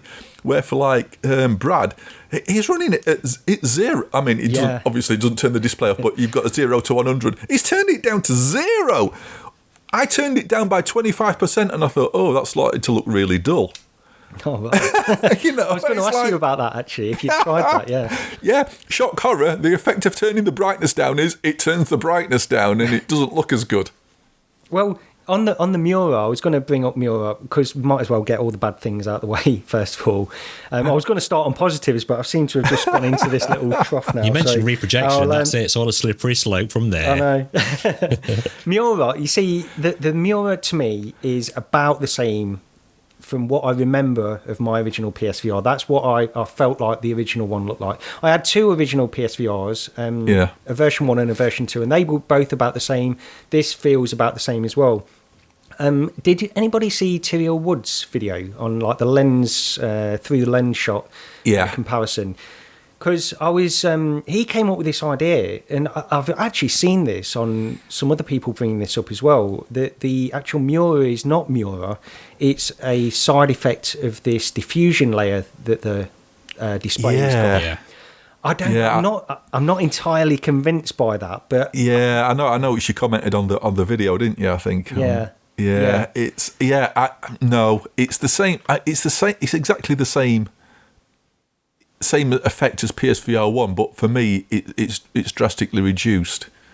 Yeah. Or at least in my eyes. I mean, I had to really look for it, and I've mentioned this before, but I mean, I got some quite serious stick for mentioning Miura, and I even said, if I stop and really concentrate and look for it, I can see it. But it's something that wouldn't bother me playing, whereas the reprojection definitely would. But it's not that bad. One thing I noticed about people talking about the Miura on Virtual Strangers, they run about Kayak. I think it was Kayak VR. The nighttime scene, the Norway, where you look up at, and they were going, oh yeah, you look up and see the beautiful Miura or something, and it's like, it's supposed to be the starscape, and it's just like you can see the blotchy Miura. And I actually went back in last night. One of the reasons I actually did go back in, and I looked at it, and I was like, you're having a totally different experience to me. In that nighttime scene, I was looking up at it, and I thought, that's a starscape. And I'm looking, I thought, yes, I can about make out the Miura here. And it's like, it's weird how people experience it totally differently, where a lot of people are seeing it in very dark scenes. Yeah. I'm seeing it really in sort of light scenes or very light scenes, things like the where sky. there's a very sort of, where there's a uniform sort of Same colour. colour, yeah. So if you've got a large, piece of plain blue sky, or maybe just a large surface that's vaguely the same colour, that's when I sort of see it. I've not been having many problems with it in a dark scene, but again, maybe it's just how my eyesight sort of sees contrast at different levels of light, and how other people's do as well. You can't just say, oh, all the panels are different, or all the panels, some panels are worse than others. You got to take your own biology into consideration. And this is people just see it differently. Thing in general, so like OLED TVs would get this as well. It's just not as noticeable on an OLED TV. Because I'm going to say that's what I can see then. Because I've got an OLED TV, and I just thought it was something to do with Prime. I've been watching the latest series of Picard that I'm not keen off. But, on certain dark scenes, I just thought it was compression. But now I'm like, oh, that looks a bit like Miura. It's another thing. It's a thing that can really annoy me sometimes. Is the compression on dark scenes. I've noticed it recently a lot on some TVs, and I've not got an OLED TV, and I'm seeing bad compression on some dark scenes on some TV shows. It's only more on like 1080p stuff. If I got 4K like Netflix and that, I don't see it at all. But especially on Prime, like because 1080p, and I could see that every time there's a dark scene, it's like, this don't look great. The worst one, I think, was the very last episode of Game of Thrones, or the next to last one, and they got trashed for that. I don't know if you ever saw it, the encoding, because it was very dark for a lot of that episode. It was the worst I've ever seen on modern TV. It was horrific. It's a bit of a shame that we're all in agreement on the Miura as well, because it would probably be more interesting if we had different opinions on it. But I'm the same as you guys. The Miura, to me, it's sort of like it's different sensitivities. Again, I can perfectly understand how people literally can't get past it, but for me, it's not really that much of an issue, except in certain specific scenes. And I mean, what the thing that gets me is I'm noticing it more on the light scenes as well. But I didn't play a lot of dark scenes necessarily. A little bit in Resident Evil 8, but that's the thing that Tyriel was saying is the diffusion layer. In these light scenes where you can see that pattern. But I'm just, I don't know about that. It would be interesting to know one way or the other, because what my point of view is, after because I've been using VR for about 7 years, and throughout that time, you learn all of these phrases like Miura and reprojection and things like that. And what I've grown to learn to be Miura, that is what I'm seeing in PSVR2.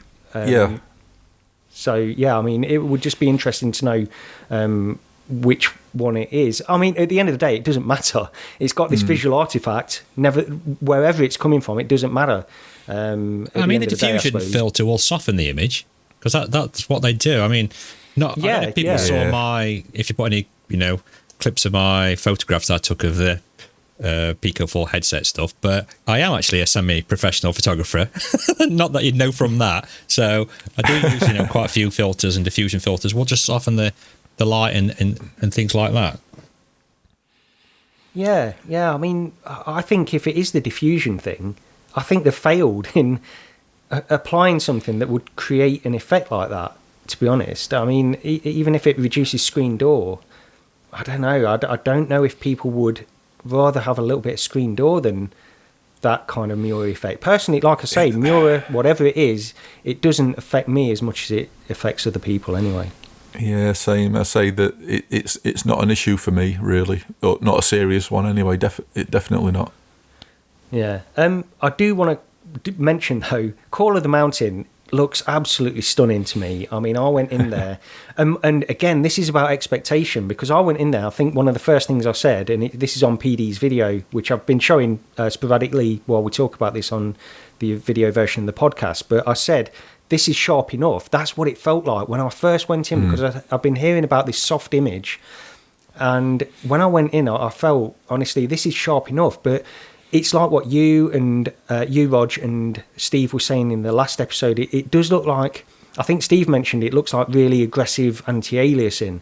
And it does generate a soft image. I'm not saying it's completely sharp or anything like that, but my honest first impression when I went in was, this looks absolutely fantastic. And it's not just about the visual quality in terms of like sharpness or anything like that. It's just from a development point of view, the amount of effort they've put into the environments as you're going through that first section blows me away. That does. I thought that looked incredible. And I was saying, must have mentioned about 5 times, Lee, didn't I? Like, if this was an open world, if we could get an open world game with this level of fidelity and this how that game looks, but to be fully open world, to be like a Skyrim kind of game with that level of fidelity would be like just such a fantastic game. Immersive wise, I was pretty much straight away, and you're falling 300 foot to your death. That's pretty immersive. But then I was like hanging there, and PD was like, "Oh, look around, look at that waterfall to your right." And I was like, "No, I don't want to turn around and look around. I'm hanging off a cliff." Oh God, you sound like my dad. It's like, I don't want to. But then I got up and I was really impressed with the fence, how thick the fence panels were. The fence gate, and I thought, that is pretty much how thick they are in real life. They've done really well there. Oh my God, you should do reviews like that, where you focus on the thickness of the fence panels. But Call of the Mountain, looked really good to me, and it's got the reprojection, the smooth turning. In real, like if I owned a PSVR2, I wouldn't use any kind of turning like that. I would turn on the spot. I just tend to do that anyway in VR. But the smooth turning, I don't know how anyone could use that in that game, because that really does highlight the reprojection. But to me, it wouldn't really matter, because I'd just be turning on the spot anyway, and that looked pretty good. Yeah, the problem I've got with turning on the spot, because when using my Quest 2, I've been trying to sort of get into more the habit of doing that. I won't do it if I'm attached to a cable. It's just, it would just niggle away at me too much. That you've turned around. You should be turning around the other way now. I'm not rigging things up to my ceiling now. I just can't be bothered with that. I would need it wireless. I would need it wireless to be able to do that. What did you think about the position of the cable? Because I don't know if we got into this last time, but it sort of comes off the left side of the headset, doesn't it? And it's weird how it angles towards your shoulder, because I thought this was going to be... I thought this was going to really annoy me, and it doesn't. And this is one good thing, and I must admit, I don't think I've heard anybody moan about the actual cable, aside from, it's got a cable, but from actually just using it with a cable. Yeah, hello. It's got to be the lightest. Yeah, okay. Yeah. Gary's the one that proves the exception to the rule or whatever. Yeah. I've never actually felt that it's hanging or tugging at the headset at all. And I think that's the first time I've ever used a headset where, without actually doing something myself, like either threading the cable through through my belt, or using using the keychain to take the weight, to sort of like suspend the weight of the cable by your side, I've just not noticed it. So yeah, they've done a good job there. And I don't know if it's because of the routing mechanism they've got, because with most, like you say, like a Rift or any other sort of headset, normally the cable will come from the headset. Maybe it'll be run along the side. Maybe there's a clip to keep it in place. Yeah. But then when you adjust the headset, you pull the band out or whatever, that cable has got to sort of like, sort of slide through whatever mechanism there is there to keep it held by the side of the headset to route it to the back. With the PSVR2, it sort of loops internally if you see the teardown. So when you pull the headband back, there's cable inside of the back of the headset. There's slack, and it curves round, and sort of it stretches and sort of tensions up or sort of releases inside the headset, and then it's a very fixed anchored point where it actually comes out, so it doesn't slide, and it just seems a better solution. I've never once sort of felt, I've just felt myself tug on the headset there. It just doesn't happen. So I've been overall impressed from that point of view. I wonder if the cable is more, because I do like to turn in VR, just naturally and you do sort of train yourself not to if you're using a wired headset. And even when I was around Paradise Decay's house, he was, because he had this green screen behind as well, and also like in Resident Evil 8, it was a bit like there was a lot going on, and I naturally wanted to turn, but I was conscious, I'm in somebody else's house, I don't want to just flail around madly and stuff like that, but knocking stuff off shelves and stuff. But I think maybe I could train myself to go back to it if I had this, because on my Valve Index, for example, playing No Man's Sky, you have to play facing forward, really, because the hood doesn't move when you turn. So that sort of trains you just to stay facing forward, use stick turning and that kind of stuff. Yeah. But if given the choice, I would like to turn a little bit more. And I know people are using these ceiling things and stuff like that. I've tried them in the past. I didn't really get on with them that well. But yeah, I can't say I really bothered with the cable. It didn't concern me that much really when I played it around PDs. I've got to be honest, it didn't really concern me. I'm not used to it going out the side and over the front of my body though. I would rather try and route it behind me if possible. But it hangs behind me perfectly well. It just come out at a slightly weird forward sort of facing angle, but it hangs over my shoulder behind me fine. Yeah. How did you find the controllers, Gary? Just talking about those, because the reason I asked, just very briefly, is because for a few days after, I had a bit of thumb strain. Now, I don't know if that's from playing Call of the Mountain Climber or due to the fact that I've been playing like 35 hours of the game that shall not be named, and maybe I've hit my thumbs doing that instead.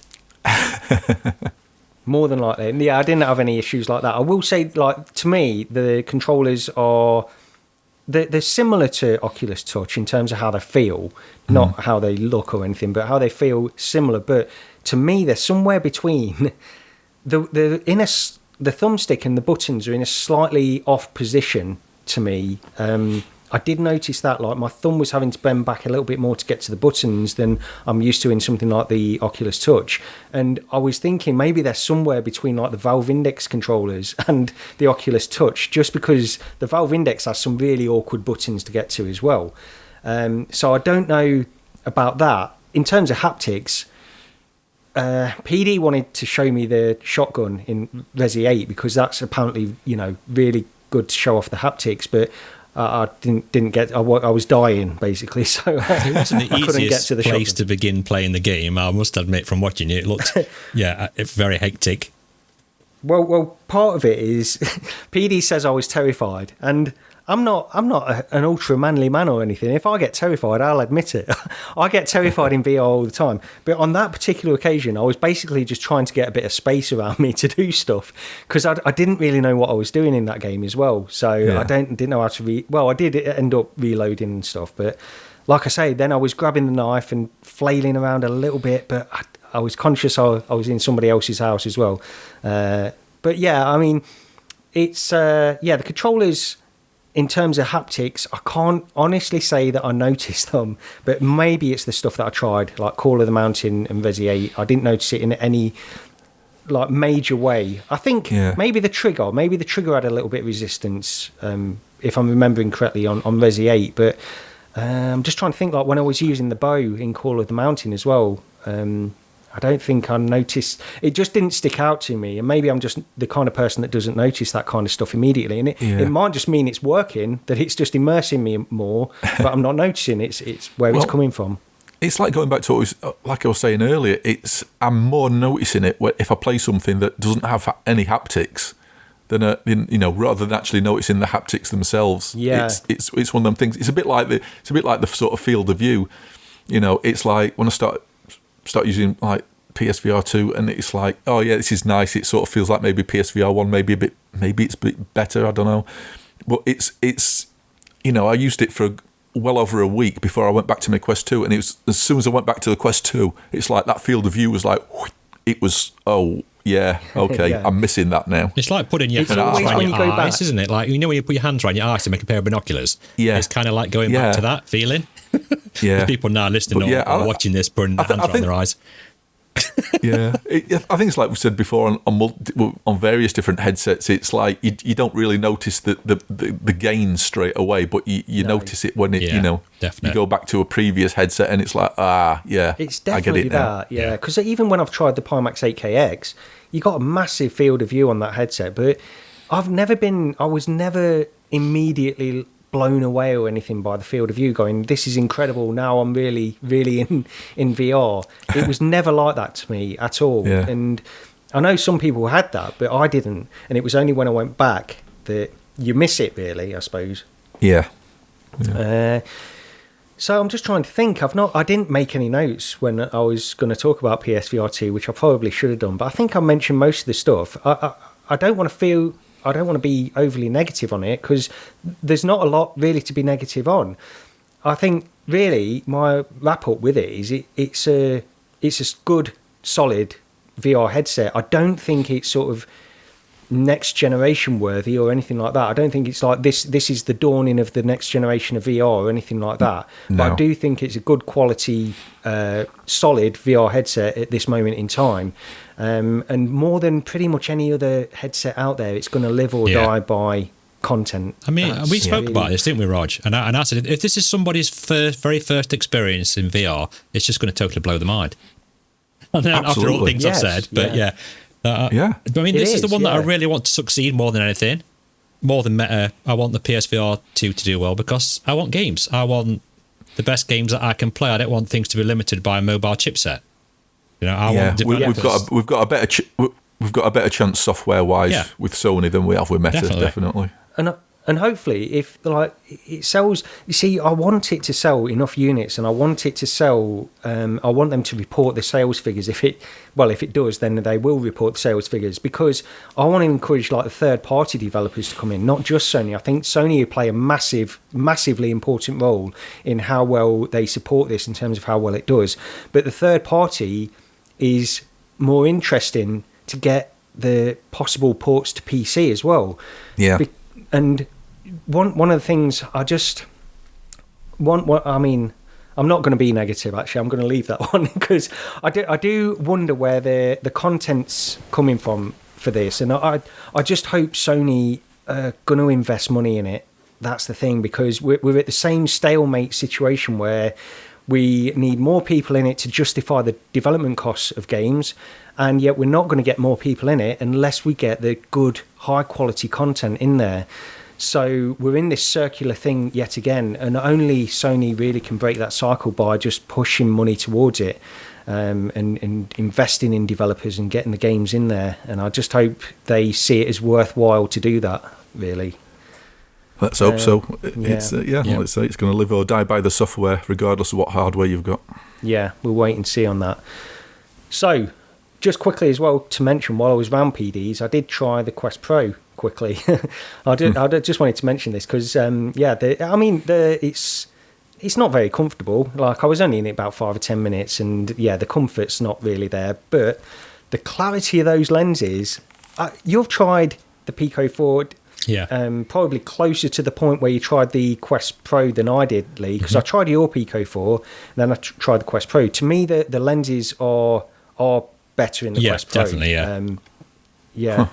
And it's like bizarre to me that this is basically the same resolution as a Quest 2, and you get that level of clarity. And I don't know if it's just because it seems to be more clear all the way around, edge-to-edge clarity and that kind of stuff, if that's the impact. Because, honestly, I was shocked by how clear that headset is. And I know people have mentioned this before, but I wasn't expecting it to be like that. And, of course, I was going backwards and forwards between... Well, I went from the PSVR2 to trying that in, like, the menu system, and then I went into Demio quickly as well, Demio. It was just... pretty impressive what they've got there. So it just really, at the end of the day, even with the lower price, which we'll get onto in a second, it's not something I'll pick up, but it does make me more excited for Quest 3 if we get the same kind of lenses and display. Really impressive that was. I've still not tried one, although a mate of mine, because of just get onto that they've cut the price, haven't they, or they're cutting the price. Sorry, go on. No, we're going to say we might as well talk about that now while we're on it, rather than doing it later. But they've reduced the price of the Pro down to $999, and the Quest 2 256 gigabyte version down to $429. So go ahead, Rog. Yeah, no, it's just a mate of mine who was on about possibly picking one up within the next month or so, because he's not tried any pancake lens headsets and sort of desperate to try it. So gets my seal of approval because I've not tried a Quest Pro yet. And I mean, I've tried Lee's Pico, and it was like, I could see the difference straight away. You can it's just an immediate clarity difference. It's not something you have to try and look for. It's just obvious. Yeah. So if the Quest Pro's even better, it's like, oh. Well. I mean, not taking nothing away from the Pico 4, because when I went into that, yours, Lee, it was, you do notice the difference immediately, straight like the away. Edge-to-edge clarity. It's the lenses though; they're that clear and they're that big. It's hard to, unless someone has a go on. If someone's just predominantly used the Quest 2, as soon as I put a Pico 4 on, it's just blow your mind. It's just amazing how clear it is. I mean, they have just updated recently as well, just very quickly. I think I'm on software version 5.34, and it's like doubled my battery life. Oh, right. Yeah, straight away. So that it did say, it's got some battery optimization and some other things, and I thought, we'll see. Because I know Virtual Desktop does drain it quite a lot, because I usually have all the settings like way ramped up more than I should. But I had a game for an hour and a half, then 2 hours, and I'd still got 40% battery left. Yeah, that's good. It's good they're doing all these software updates and stuff, though. I do like that. And actually, just going back to PSVR2, it'd be great if Sony supported it from that point of view as well, because I didn't really get onto that. But some of the things that they could do with their software, it does feel a little bit bare bones at the minute. And I didn't go into all the settings or anything like that, just what I've really heard from other people, really. But it seems to be pretty much the same as how it was on the original PSVR at this stage. But they've got... If they update it and update the software and keep supporting it and improve like the reprojection and things, there's a lot of stuff they can do to improve the experience. And some people have been saying it feels with PSVR2 like it's almost like a soft launch because of the lack of marketing and stuff like that. And maybe it just wasn't quite ready yet. I don't know. I'm not. That's not a criticism or anything like that. I'm just saying that if they have things lined up on the roadmap for the next year, then maybe the experience could get a lot better. It's you just got to hope so. I mean, I know there's people sort of speculating like you say, maybe if it's a soft launch, maybe we'll start seeing sort of like more excitement and more sort of titles sort of around sort of Christmas time. Yeah. Because obviously they've not got a new console, have they, for this year? So it's like maybe the PS VR2 will get a big push towards Christmas. Yeah, yeah. And I still want one. I'd still definitely want one. So, you know, that should say it all, really, I suppose. You know, if I've tried it and I still definitely want one, then that's... Yeah, I mean, I've pretty much played something in it every day of the week for the past 2 weeks. You know, and you know, with Quest 2's being shoved aside, so it's like, despite all my moans and niggles and groans about it, it's you know, it's still a good headset. I mean, that tells Meta everything they need to know, right? I mean, are they did they make games, or what did they make?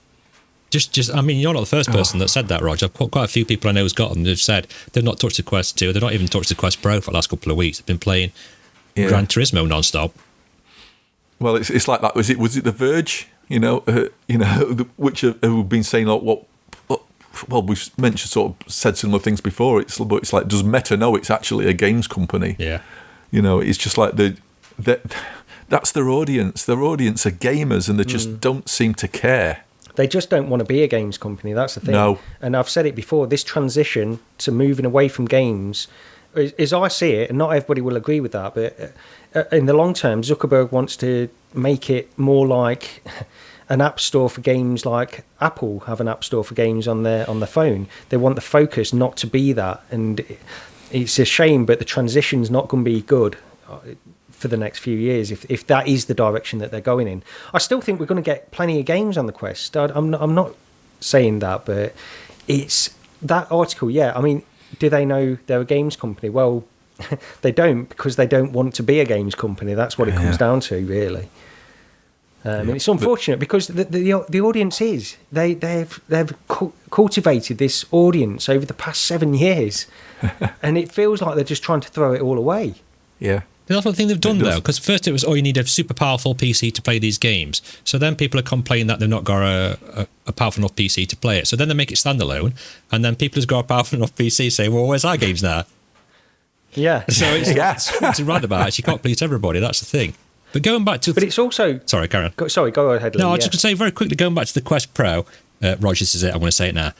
Well, I was talking about it with Rog when we were playing Walkabout Golf, and I'm just confused as 1 minute the price is up, then they lower it down, and everybody says, well, hang on a minute, I've just paid a load of money for this. So they give them is it £100 store credit, or they gave them some money off, and then literally a month later, they drop it to $999. So it's, I mean, are they going to go through all that again, or what's happening?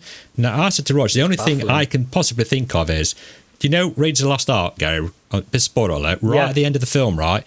They've got the Ark in a crate, aren't they? And they're pushing it down this big, massive alley and this infinite warehouse that you can just goes on forever and ever.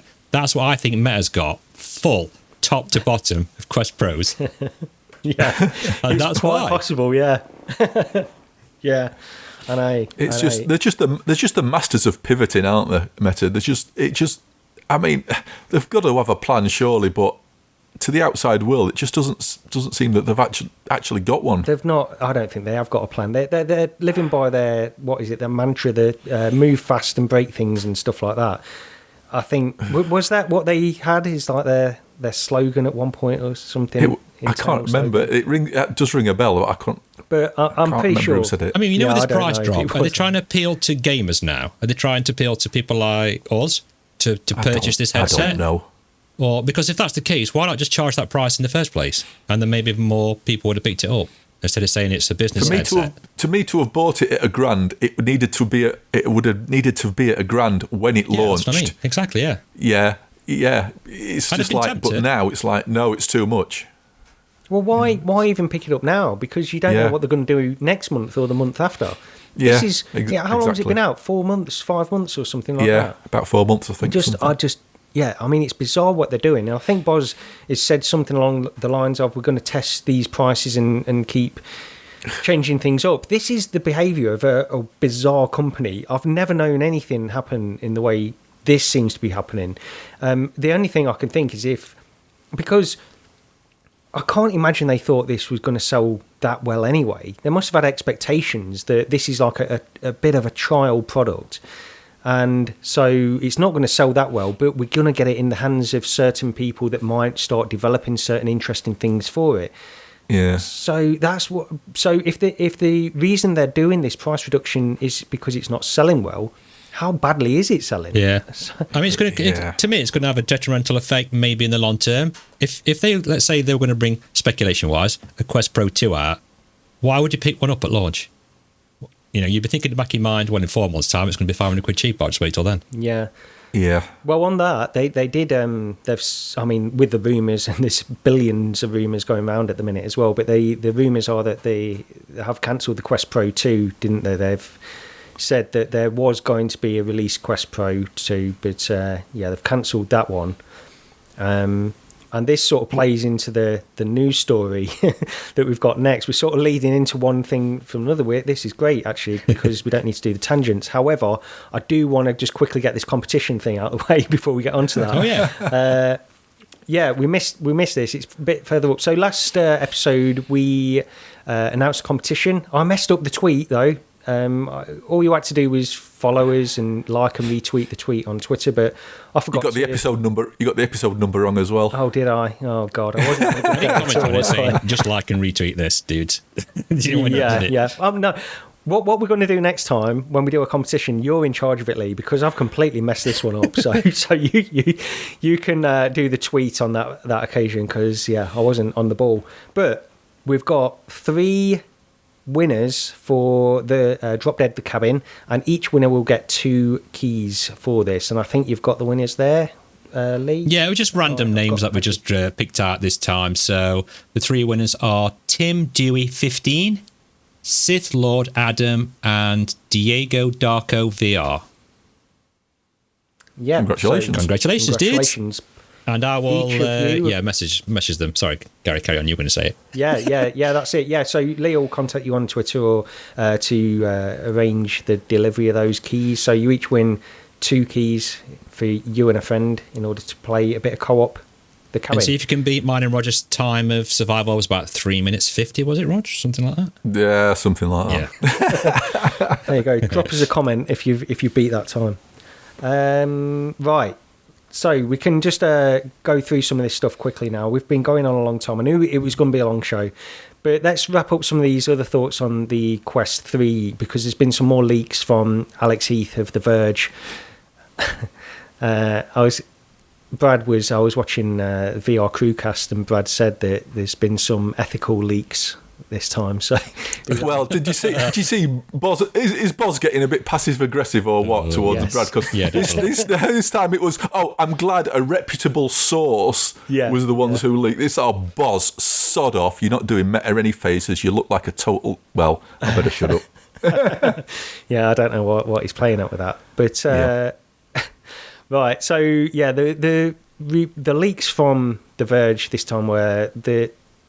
I've got a recap on some of this myself, actually. So, they said that the Quest 3, so this is Meta's VP of VR, Mark Rabkin. He apparently told staff that the Quest 3 will be launching later this year and targeted at enthusiasts. So it will be 2 times thinner and at least twice as powerful as the Quest 2. It will cost a bit more, and it might suggest, we've all sort of speculated that this probably suggests the higher end of what was originally mentioned by Zuck or Boz, that it will be between $300 and $500. So this probably suggests it will be around that $500 plus price. And Mark Rabkin went on to say that we have to prove to people that all this power, all these features are worth it, and it will come with apparently a smart guardian, which wasn't expanded upon within these rumours or within this article, but presumably that will be something where it will scan the room automatically. You won't need to deal with setting it up yourself. And also, if the Quest 3 comes with like a pass-through system as well, which the rumours suggest it will, then it might even scan surfaces as well and create some kind of occlusion map for AR stuff or mixed reality stuff as well, which would be quite cool. But also, surprisingly, there was a lower cost Quest 3 supposedly planned for 2024. And he said the goal of this headset is very simple: pack the biggest punch we can at the most attractive price point for the VR consumer market. So, there's all of that stuff, and then apparently the Pro. So I mentioned earlier that the Quest Pro 2 is apparently been cancelled, but a Pro level headset is still planned, but way out in the future now. So all of that stuff. I think one of the most surprising things is that if we get a Quest 3 this year, then it looks like there might be a lower cost Quest 3 next year, presumably with lower features and cutting back on certain things.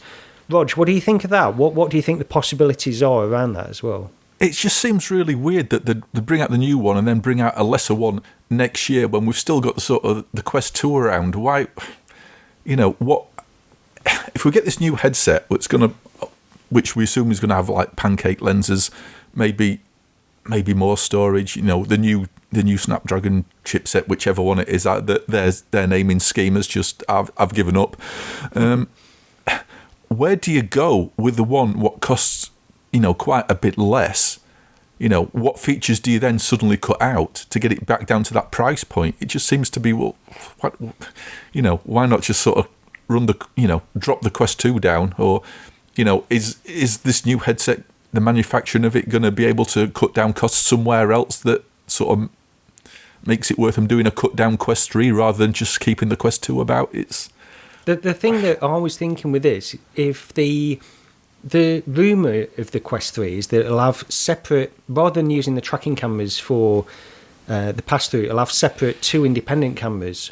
I believe that's the case anyway, for full colour mixed reality. And I'm wondering if they could just sort of remove that aspect, and rather than make it a mixed reality headset, it is purely a VR just headset a VR. at lower cost. Yeah, maybe. Do they realise that the proof we want, the value we want out of the headset is to actually get some good quality games? That's how they prove to us that that it's worth having, not by adding more features that really 90% of the people just don't care about. Yeah, it's like everybody who talks about you listen to any podcast where they're talking about mixed reality. If you watch the chat channels where you've got the enthusiasts tune into every sort of like live stream under the sun, and most of them are like, I don't care about mixed reality. I don't want mixed reality. I don't want AR. I want my VR games. Yeah. That is definitely the general consensus in the. I mean, I'll be honest, I do want mixed reality, just as I want to see what they can do with it. I do like the idea of having a headset that can do some of this stuff, but that's not the general consensus. What it's like I was saying earlier, what they've cultivated is a market of gamers that want bigger and better games. They're not investing in that anymore, so they're trying to give us this alternative in this transition that is just probably going to end up in tears, really. Lee, what did you think? It's the Alex syndrome. I mentioned it before, right? We've had Alex, and then that's it. But that's right. I mean, I'm quite interested in the. I don't know. I was totally against the mixed reality stuff until I had to go at Demio in pass through, and I thought, I can sit on my settee and put it actually on the floor, and I thought that was really clever because that does actually make me a bit motion sick again. That was so good. I know it's really good, right? I can't believe. Because the pass-through on the Quest Pro, sorry to interrupt and go back to this, but the pass-through on the Quest Pro, as we all know, is not the best, but it's really better than I was expecting, the full colour pass-through. And when there was one point where you were playing PS VR2, Lee, and then I got this mixed reality Demio game going, and I put the table on the floor, and I put it on top of the cable of the PSVR 2, and I thought, I shouldn't do that. And then I realised it doesn't matter if I do that because it's not actually on top of the cable. Yeah. It was a weird little moment that I had. Yeah. Sorry to interrupt. No problem. But also with these price points, I'm hoping, and I've seen a few people suggest this, and I'm like, there's no way they're going to do that. Do you think they would put eye tracking in the Quest 3 for that sort of price? This is the thing. If I had to take a bet, and I know it's not the sort of popular opinion because people are still sort of going off what they said before, but with this pivot of cancelling these other headsets and now the Quest 3 might be we've got to prove its value, the focus in mixed reality, we've got to add more, add Verge on the sort of towards a possibility that they might actually include eye tracking. I don't think any of the facial tracking stuff will be in there. But I think it'll be a big miss if they don't include eye tracking. It's just from a games standpoint as well. I'm really intrigued to see some of the PS VR2 experiences with eye tracking. I'm really, from a developer's point of view, I think they could really do some great things with that. So it would benefit them as well. And with you saying that, they possibly might release like a lower cost Quest 3, but I'd be inclined to think, well, that would be something that wouldn't include eye tracking then. Yeah. I mean, there's one of the arguments you sort of see for and against eye tracking is, it enable foveated rendering, so you'll get that little bit of extra performance. And other people say, well, no, we've got fixed foveated rendering. That's good enough at the moment. It does the sort of same job. And it's like, well, when it comes to rendering, no, it doesn't do the same job, because with fixed foveated rendering, that's your clear spot is permanently fixed in the middle of the screen. If you've got dynamic foveated rendering, you can glance up and suddenly have, a clear spot up in the corner rather than just in the middle of the screen. So it's not the same thing at all. Especially with those lenses as well. If it's going to have pancake lenses. Exactly. If you've got pretty decent clear edge-to-edge clarity, you want to be able to see that at the edges as well. And it would. I think it would make sense, especially if they're saying it's going to be more than the sort of maybe you'd have expected. So. If it, I can see it coming out at 500 to 600. I mean, the lenses, though. I mean, because we've both seen it, haven't we, Gary? So we've talked about this before, how clear and how fantastic lenses are. And if they've got, like, in that warehouse, they've got stacked, floor to ceiling full of Quest Pros, perhaps they've got a few boxes of lenses lying about that they could just pop straight in these Quest 3s. Yeah, I mean, if you go and watch Tyriel's video of the through the lens comparison, there's a few of those shots on there where the Quest Pro one, it's just like, oh dear me, that is just so blatantly, it's just blatantly clearer. I did enjoy that video because I think it did highlight the colours of the PSVR2 as well. It does sort of highlight that in some of the shots. Yeah, but it does also, it shows you what the Quest Pro has in terms of clarity, and it was actually it felt better than that, honestly, when you're inside it. That's the thing. God. It was, I'm probably building it up too much. It's the opposite of what we were talking about earlier. I'm going to ruin it for you now, Verge. I know those That's it. My expectations are now set, and you can't change them. That's it. And it's quite hard for them through the lens because you actually, you're viewing it from a camera through another lens. You know what I mean? It gives you an idea of what it looks like. Until you put the headset on it, that's when you really see what it looks like. I did wonder what he did with the PSVR2 ones. I don't know if he expanded it or not, because obviously you're playing PSVR2 games, and some of them are using sort of like dynamic foveated rendering. So it's like, I know you can turn it off, can't you? So I'm wondering if it defaults to fixed foveated rendering. If you turn off the eye tracking, and that's how he managed to get through the camera shots, because. Otherwise, that's a good point. Actually, I didn't think about that. Yeah, maybe. Yeah, you must be able to turn. Is there not an option then to turn? There is. You can turn. I don't know if you can turn it off at a system level or not. I'm not entirely sure. You can turn it off in Call of the Mountain. Yeah, there's an gaze, option, wasn't it? Is it gaze on or gaze off, something like that? Was it that? Yeah, you can actually disable. You can actually disable the eye tracking in there, but whether that's to do with just the gameplay or the actual rendering. I don't know. Because you would imagine that you wouldn't be able to stop it from doing the dynamic foveated rendering because you get a load of performance issues or something like that. But maybe if you can turn it off, maybe it just defaults to like fixed foveated instead. Oh, maybe, yeah, that's true, yeah. Because when I was using some of the targets on Call of the Mountain, and I was shooting them from miles away, and they were hitting, and I was thinking, I must have this eye tracking on, because I think it goes to where you're looking, because there's nowhere able to hit any of those otherwise.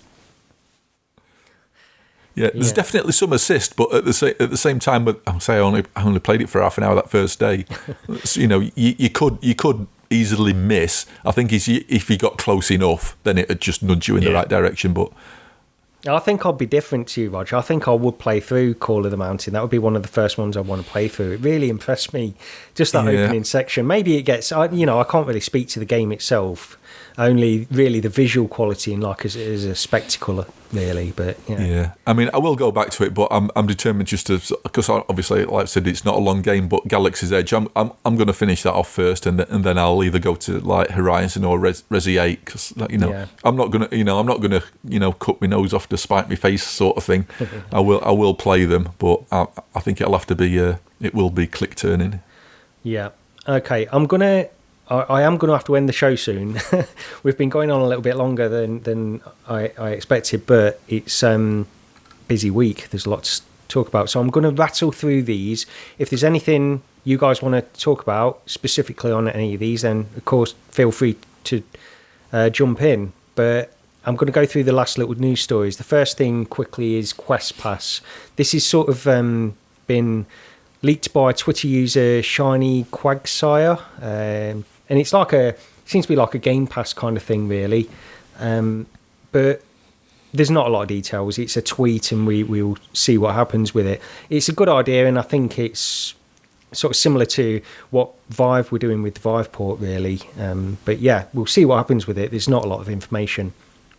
The other thing is we can go through like Walkabout mini golf. So there was this Upside Town course has been announced, and it releases on the 9th of March, like pretty much every other game that's coming out at the moment. So basically the day after this podcast goes live, everything's coming out.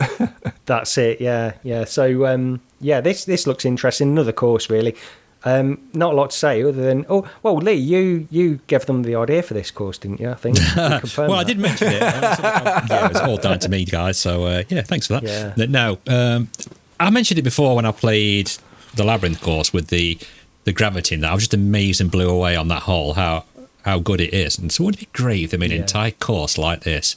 So the devs obviously picked up on that. And then went with it, yeah. I'm really looking forward to it. I'm looking forward to getting some amazing hole-in-ones and recording Roger's reaction. Look forward to that. do check out that video. You remember that time, Gary, in the not too distant past, where I said it'd be a really good idea to get Lee to permanently come on this podcast? Do you ever regret those life choices? Yeah, usually after every recording. Right, the other thing, Peaky Blinders, coming out the 9th of March, surprisingly, for Quest 2 and Pico 4. This is one that we've heard about a long time ago. I think the Pico 4 had like an early access kind of thing, didn't it? Yeah, it had a demo for it, and I know some certain content creators got like an extended demo release. I played it on my channel because I'm a big fan of the Peaky Blinders. So yeah. Oh yeah, if you were a fan of the show. Yeah, I say I'm a fan of the show. I'm still on season 2. Okay. I think it's gone through quite a lot by now, but yeah, I am a big fan of the show. It's finished now, hasn't it? I think that's it. I think the. Well, I think it's finished. After this announcement, I went on and watched. I'm on season 2. I'm not quite finished season 2 yet, but I don't know. Yeah, I like the first season. Yeah, the first season's really good.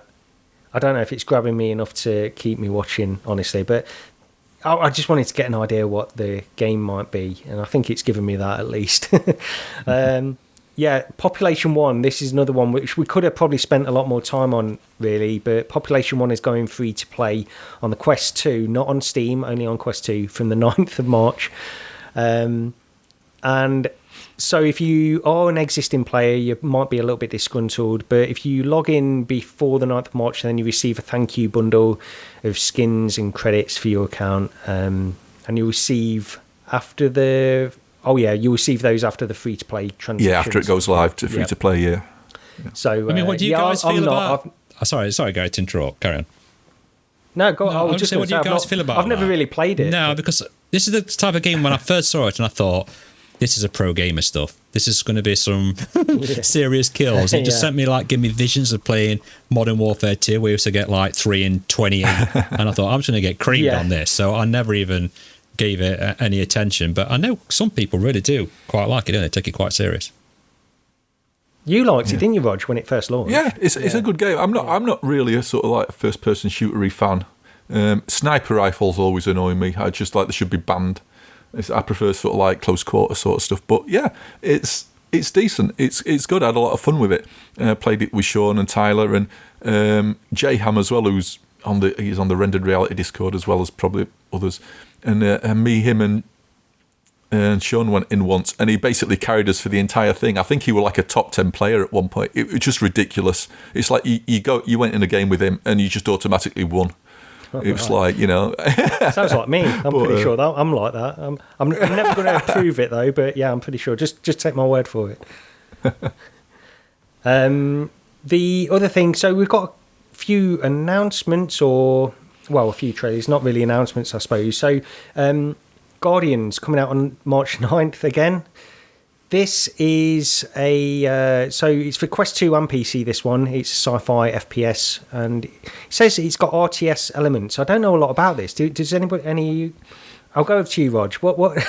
What do you know about Guardians? I know what it shows in the trailer. That's about it. Okay. You seem to be able to go into sort of like a God mode overview, and maybe, I don't know if you can like direct what's going off and place different things down and then jump into like a first person view. But it looks sort of like a Halo-y Starship Troopers type game. Yeah, it's very Halo-y, yeah. It definitely looks like it's got that vibe. But maybe one of us will be able to talk about that on the next episode. I mean, I can neither confirm nor deny I know anything about this game. So. Yeah, but we'll be talking about it on the next podcast anyway.